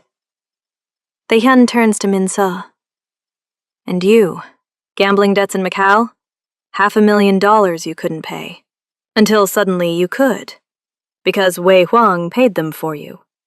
In exchange for access to our financial systems. Min-seo's face goes white. Finally, Daehyun looks at Yuna. His voice softens slightly. And you, your sister, Yuna Min-hee, age 23, disappeared from Seoul University 2 years ago. You've been looking for her ever since. Except you're not looking anymore, because you know exactly where she is. Tears form in Yuna's eyes. She's in Shanghai, Daehyun continues quietly, being held by Chen Bo's people. They told you if you cooperate, she lives.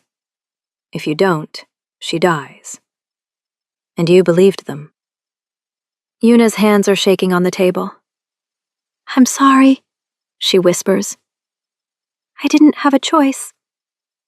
Everyone has a choice. You chose your sister. I understand that. But you also chose to betray everyone else who trusted you. What are you going to do to us? Minsaw asks. His voice is thin, afraid. Daehyun stands, walks to the window, looks out at Seoul. Normally, I'd kill all three of you. Quietly, efficiently. Make it look like accidents or disappearances. Send a message to anyone else thinking about betraying me. He turns back to face them. But tonight isn't normal. Tonight, the entire network you've been reporting to is about to collapse. He checks his watch. 73 minutes. Evidence of every crime Wei Huang and Chen Bo have committed for 30 years gets released to law enforcement in 4 countries. All 3 people at the table go rigid. What? Cho breathes. You heard me. Every name, every account, every crime. All of it. Going to people who can't be bought, who won't look away, who will prosecute everyone involved. That's not possible, Minsaw says. That information is protected, hidden. No one person has all of it. One person did. Li Wei, the original broker, the ghost everyone thought was dead. He's very much alive, and he's been collecting evidence for 25 years. Daehyun lets that sink in. So here's what's going to happen. You 3 are going to sit here until midnight. You're not leaving. You're not making phone calls. You're not warning anyone. You're going to sit here and wait for the information to drop. And then what? Yuna asks quietly. And then you decide. Do you run? Do you cooperate with the investigations? Do you try to negotiate immunity by testifying against Wei and Chen Bo? He looks at each of them. I'm giving you a choice. More than you gave me. More than you deserve. But I'm giving it to you anyway. Why? Cho demands. Why not just kill us? Because an 8-year-old girl asked me not to. The room goes silent. What? Minsaw asks. Daehyun pulls out his phone, shows them the drawing Zara sent, the stick figure child with arms spread wide, the 3 adults behind her. This is what she drew. This is how she sees tonight ending. Her protecting people who don't deserve protection, because that's who she is. Even after everything, she still believes people can choose better. He puts the phone away. So I'm honoring that. You get to choose. Sit here, wait for midnight, and then decide what kind of people you want to be after tonight. Yuna's tears are flowing freely now. My sister will be free by morning. Li Wei's evidence includes locations of every person Chen Bo is holding. Your sister's address is in there. Interpol will find her within 24 hours. Yuna covers her face with her hands, sobbing. Daehyun walks to the door. Jiwon will be outside. Don't test him. He leaves them there. 3 people whose lives are about to end or transform. Their choice. His phone rings immediately. Unknown number. He answers. Mr. Kong? The voice is young, calm, familiar. Zara. I told you not to kill them. I didn't. But you wanted to. Yes. Thank you for not wanting to more than you wanted to. Daehyun almost smiles. Where are you? Somewhere safe. Jiwon is here. He's making me eat soup. I don't like soup, but he says I need to eat. Listen to him. I am. Mr. Kong? Yes? I met grandfather. On the phone earlier. He called me. Daehyun's chest tightens. What did he say? He said he's proud of me. That I did everything right. That I'm exactly what he hoped I'd be.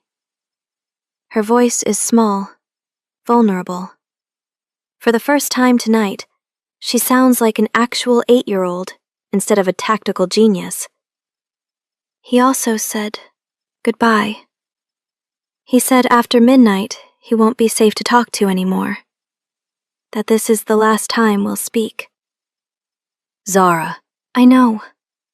I know he's dying. I've known for a while. I can hear it in his voice. The way he pauses.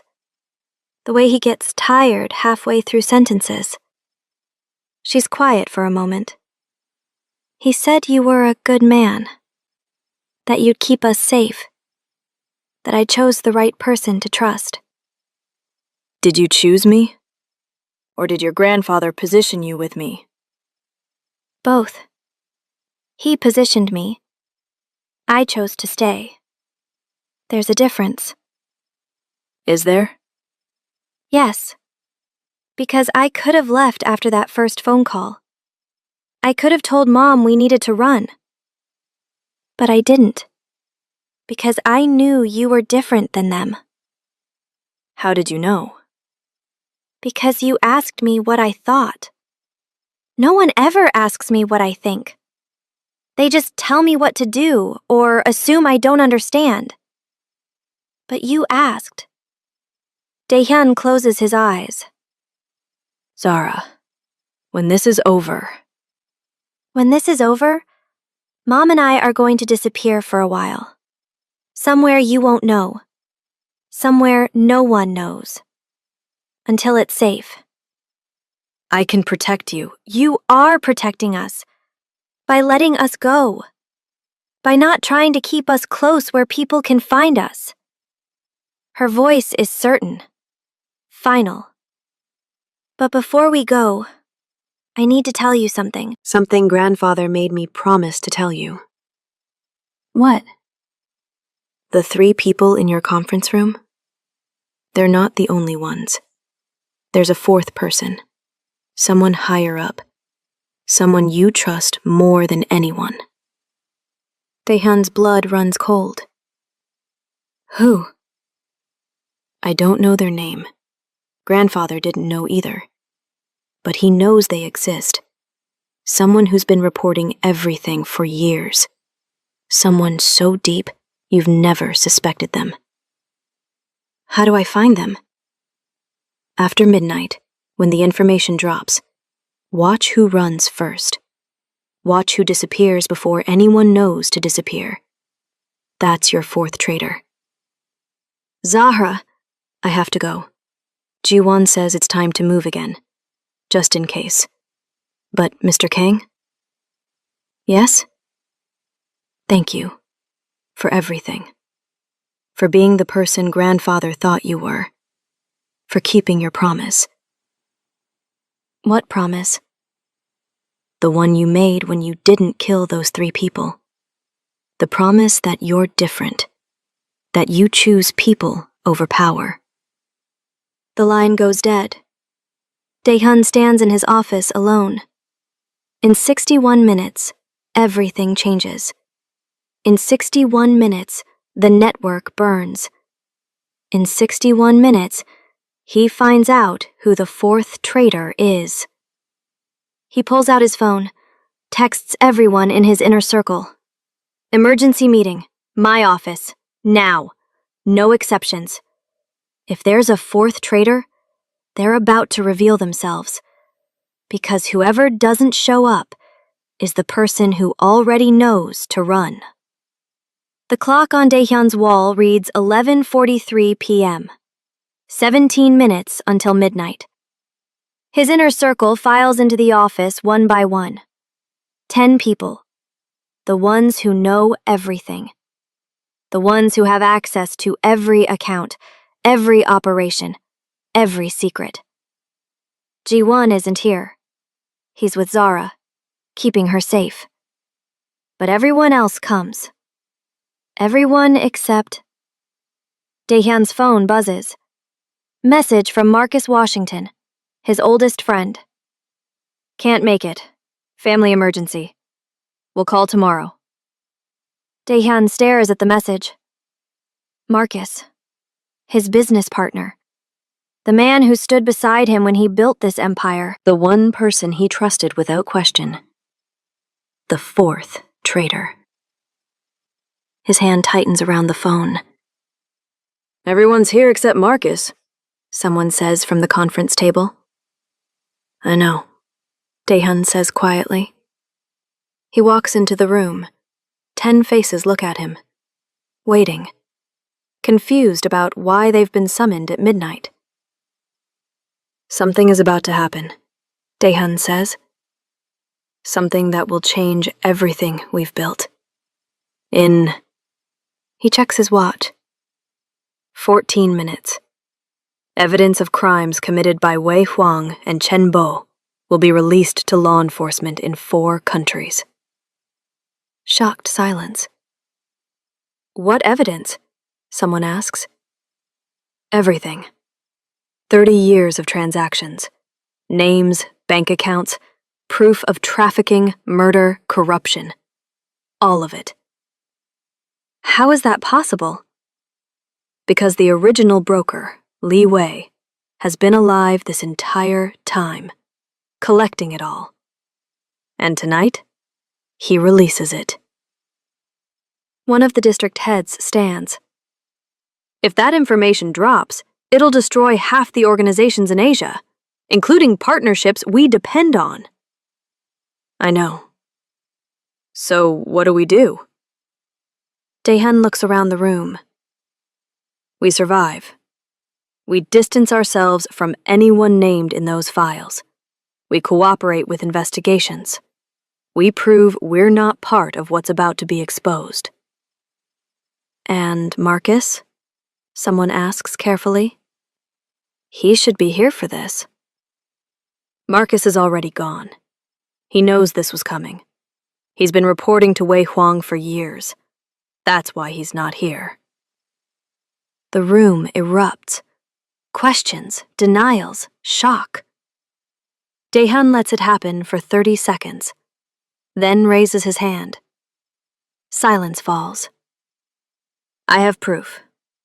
I've known for 3 hours. I gave him a chance to show up tonight, to face this. He chose to run instead. He pulls out his phone, shows them the final file Li Wei provided, the one Daehyun only opened 20 minutes ago. Marcus Washington, recruited 12 years ago, before Daehyun even met him. Placed in position deliberately. Friendship built on a foundation of intelligence gathering.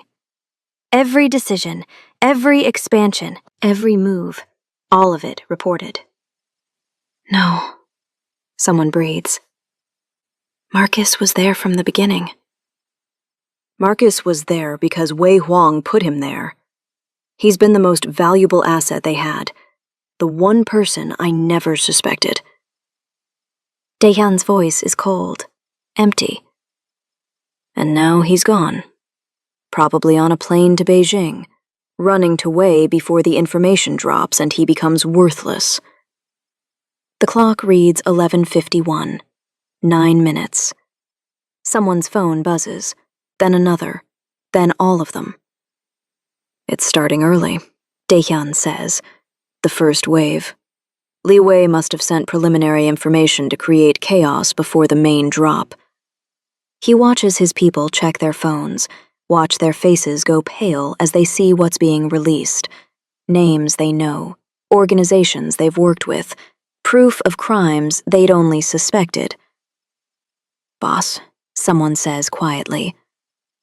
We're named in some of this. I know. For legitimate business, we can prove it. The difference between us and them is we have documentation. Clean books, nothing to hide. But association means investigation. I know. We'll cooperate. We'll survive. They won't. 11:55. 5 minutes. Daehyun's personal phone rings. Unknown number. He answers, puts it on speaker. Kang Daehyun. The voice is old, tired. Li Wei. I'm here. Is she safe? Yes, Ji-won has her. They're moving locations every hour. Good. Good. A wet cough, pain in every breath. I'm watching the news feeds. It's starting. Beijing police just raided 3 locations. Seoul prosecutors received the files 10 minutes ago. It's working. What about you? I'm still in my apartment, waiting. They'll come soon. Wei's people or Chen Bo's. Doesn't matter which. The important thing is, the timer runs out first. Another cough, worse this time. Are you okay? Daehyun asks, knowing the answer. I'm dying, but I'm dying satisfied. My granddaughter is safe. The network is burning. My daughter will finally be free. Li Wei's breathing is labored now. Tell Zaha something for me. What? Tell her she was never supposed to be a weapon. She was always supposed to be hope. Hope that one generation could break the cycle. Hope that intelligence could be used to protect instead of destroy. I'll tell her. And tell Camilla. His voice breaks. Tell my daughter I'm sorry. Sorry I wasn't there. Sorry I chose this war over raising her. Sorry she had to be strong alone. She understands. No, she doesn't. But maybe one day she will. 11:58. 2 minutes. Li Wei, Daehyun says. You still have time. You could run. I could send people. No. I stay here. I make sure nothing stops this. I watch it burn. A long pause. Besides, I'm tired. So tired. I've been fighting for 25 years. Tonight, I rest. You're a good man, Daehyun says. Li Wei laughs. It turns into another cough. No, I'm not. I'm a terrible man who did one good thing at the very end. That doesn't make me good. It just makes me slightly less terrible. 11:59. 1 minute. They're here, Li Wei says suddenly. I can hear them in the hallway, breaking down doors, looking for me. Get out, please. No, I stay. I earned this. Banging in the background, shouting, the sound of wood splintering. 30 seconds, Li Wei says calmly. Tell Zava I kept my promise. Tell her she's free. I will. Tell her. The timer hits midnight. Thousands of files release simultaneously. Emails blast out to 200 recipients in 4 countries. Evidence floods police departments, prosecutors' offices, newsrooms. 30 years of crimes exposed in an instant. On the phone, Li Wei starts laughing. Soft at first, then harder. The laugh of a man who's won his final battle. It's done, he says. It's finally done. Gunshots. 3, 4, 5. The line goes dead. Daehyun stands frozen, phone still pressed to his ear. In his conference room, every phone is exploding with alerts. News breaking. Arrests beginning. Organizations collapsing in real time. Boss, someone says. Seoul police just arrested 12 people, including 2 city officials, 3 prosecutors, a deputy commissioner. Beijing is worse, someone else says. 40 arrests already, including Wei Huang's top lieutenants. What about Wei himself? No word yet. Daehyun walks to the window, watches Seoul's night sky. Somewhere out there, Zara is safe. Camila is safe. They're alive because an old man chose to die protecting them. His phone rings again. This time, it's Ji-won. She heard. Ji-won says quietly. She was listening to a police scanner. She heard about the raid on Bukton. About casualties. Is she? She's not crying. She's just sitting here. Very quiet. Very still. She said to tell you grandfather kept his promise. Daehyun's chest tightens. Let me talk to her. Rustling. Then Zara's small voice. Mr. Kung? I'm here. He's gone, isn't he? Yes. Silence. Then, did it work? Is the information out? Yes. It's everywhere. Arrests are already happening. Good. That's good. Her voice is steady. Too steady for a child who just lost her grandfather. Zara, you can cry. You can be sad. You don't have to be strong right now. I am sad, but I'm also relieved. Grandfather was in pain. He was suffering. Now he's not. And we're free. Really free. What will you do now? Mom and I are leaving. Tonight. D1 has a car ready. We're going somewhere far away.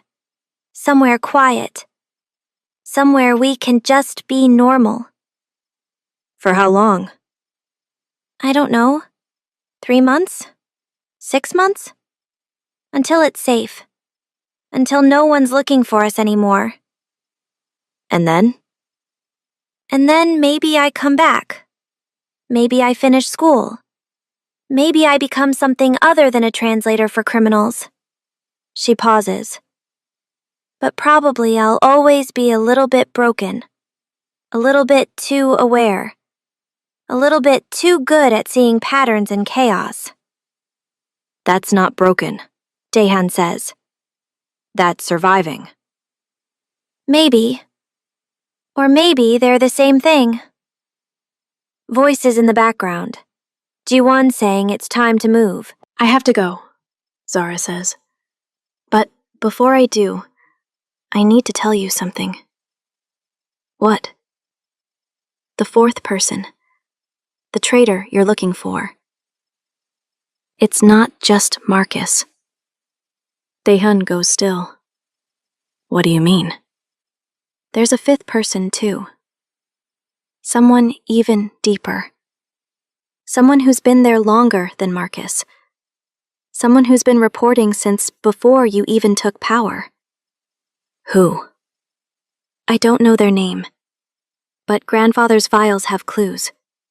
Look for someone who was close to your mentor. Someone who was there the night he died. Someone who survived when they shouldn't have. Daehyun's mind races back 20 years, to the night his mentor was executed, to the 12 men who betrayed him, to the one person who helped Daehyun survive that night. No. Zara, he says slowly. Are you saying? I'm saying be careful. I'm saying don't trust anyone completely. I'm saying just because someone saved your life once doesn't mean they're not using you. She's talking about Nam Jun-ho, the man who unlocked the door, the man who made sure Daehyun survived, the man Daehyun has trusted for 20 years. But I let him go, Daehyun says. I gave him the chance to leave. I know. That's why he'll come back. Because you showed him mercy, and he's not used to that. He'll come back and he'll try to help you. And when he does, you need to decide if you trust him. Do you trust him? Zara is quiet for a moment. I don't know.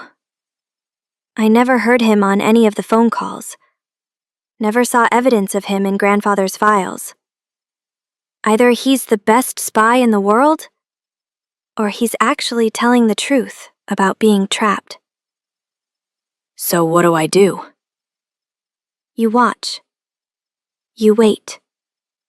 And when he shows up, because he will, you test him. Give him false information. See what he does with it. Jiwon's voice gets louder in the background. They need to leave, now. Goodbye, Mr. Kong, Zara says. Goodbye, Zara. Stay safe. You too. And thank you. For everything. Thank you for saving my life. I didn't save your life. I just told you what I heard. You saved yourself by listening. The line goes dead. Daehyun stands alone in his office while his organization scrambles outside. While Seoul police raid locations across the city. While the network Lee Wei built and then destroyed finally collapses. His phone buzzes one final time. Message from Nam Junho.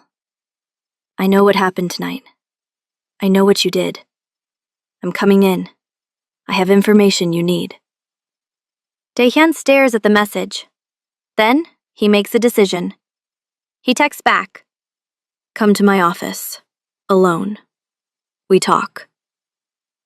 3 hours later, Nam Junho walks into Daehyun's office. He looks exhausted. Haunted. Like he hasn't slept in days. I heard about Lee Wei. Junho says. I heard about the information drop. I heard about Marcus running. And I'm here to tell you the truth. All of it. No more lies. Daehyun gestures to a chair. Sit. Junho sits, folds his hands in his lap. 20 years ago, I unlocked the door that got your mentor killed. I told you that. What I didn't tell you is that I was supposed to unlock the door that got you killed too. Daehyun's hand moves to the gun on his desk. But I didn't. I couldn't. Because I saw something in you that reminded me of why I got into this business in the first place. Before it became about money and power and violence. When it was just about surviving. Junho looks up. So I let you live. And I've been living with that choice for 20 years.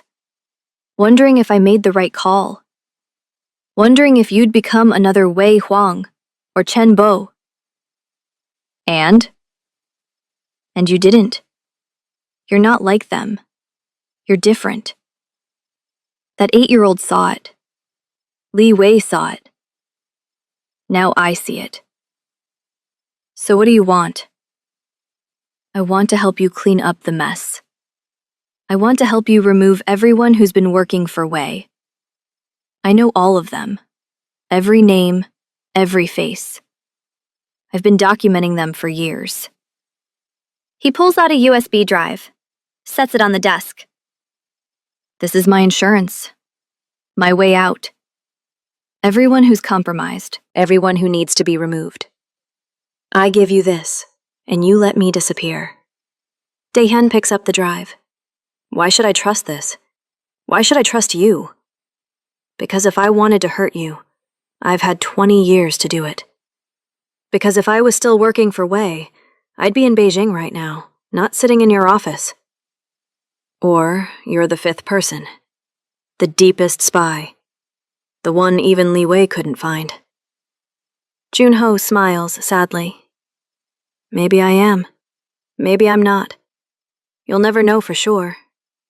That's the problem with trust. It's always a gamble. He stands to leave. But here's what I do know. That little girl who saved your life, she's the smartest person I've ever encountered. And she trusted you. That's good enough for me. Junho walks to the door, stops. Use the drive or don't. Believe me or don't. But I'm done. I'm out. I've spent 20 years in hell. Tonight, I choose to leave. He opens the door. And Daehyun, when you see Zara again, and you will, she'll come back. Tell her an old traitor said thank you. Thank you for reminding me that not everyone in this world is broken beyond repair. Then he's gone. Daehyun sits alone with the USB drive. The clock reads 4:17 a.m. Seoul is burning. Organizations are collapsing. People are running or being arrested or turning on each other. And somewhere, an 8-year-old girl and her mother are driving toward a new life. Daehyun plugs in the USB drive, opens the files. 143 names. People in his organization and others, all working for Wei Huang. All documented. All proven. Either Junho is helping him, or Junho is setting him up for the final betrayal. He'll never know for sure. That's the price of surviving in shadows. You never know who to trust completely. But Zara was right about one thing. He has a choice. He can live in fear, suspecting everyone. Or he can choose to believe that sometimes people change. That sometimes even traitors can choose redemption. Daehyun makes his choice. He sends the files to his remaining loyal people, starts the process of cleaning house, removing everyone who's been compromised. And as the sun rises over Seoul, as the city wakes to news of the largest organized crime bust in history, he thinks about an 8-year-old girl who speaks 7 languages and sees patterns no one else can see, who saved his life by whispering 3 words in Mandarin, who taught him that intelligence isn't just about knowing things. It's about knowing which things matter. 3 months later, Daehyun receives a postcard. No return address, just a picture of a beach. And on the back, in careful child's handwriting, "We're safe. We're happy. Mom says thank you. I say you were right. I didn't save your life, but I'm glad I helped. Z." And underneath, in different handwriting, Camilla's. "She's in school now, making friends, being a child. Thank you for giving her that chance." Daehyun puts the postcard in his desk drawer, next to a photograph of a little girl with dark eyes and 2 puffs in her hair. The girl who answered a phone in Mandarin and changed everything. The girl who proved that even in the darkest places, even in the most broken families, hope can survive. And sometimes, just sometimes, the most powerful weapon isn't violence or money or fear. It's a child brave enough to tell the truth. 6 months later, Kang Daehyun's organization is smaller but cleaner. The arrests continue. Wei Huang dies in prison, officially suicide, though no one believes it. Chen Bo is extradited from Thailand, facing life imprisonment. Nam Junho is never seen again. The USB drive he gave Daehyun proves accurate. Every name checks out. Every person is exactly what Junho said they were. Whether he was the 5th traitor or a man seeking redemption, Daehyun will never know. And somewhere on a quiet coast, Camilla watches her daughter play in the surf, watches Zara laugh with other children, watches her be 8 years old in ways she never could before. "Mom!" Zara calls out. "Come see what I found!" And for the first time in her life, Camila doesn't look over her shoulder, checking for threats. She just walks toward her daughter, toward the future Li Wei bought with his life, toward the freedom that cost 3 generations to achieve. The phone in Camila's pocket will never ring with threats again. The 3 words Zara whispered are over. The war is won. And a child who was meant to be a weapon learned instead to be simply, wonderfully, herself. If this story moved you, subscribe for more. Share your thoughts in the comments. And remember, sometimes the bravest thing we can do is trust the people who see us, really see us, and choose protection over power.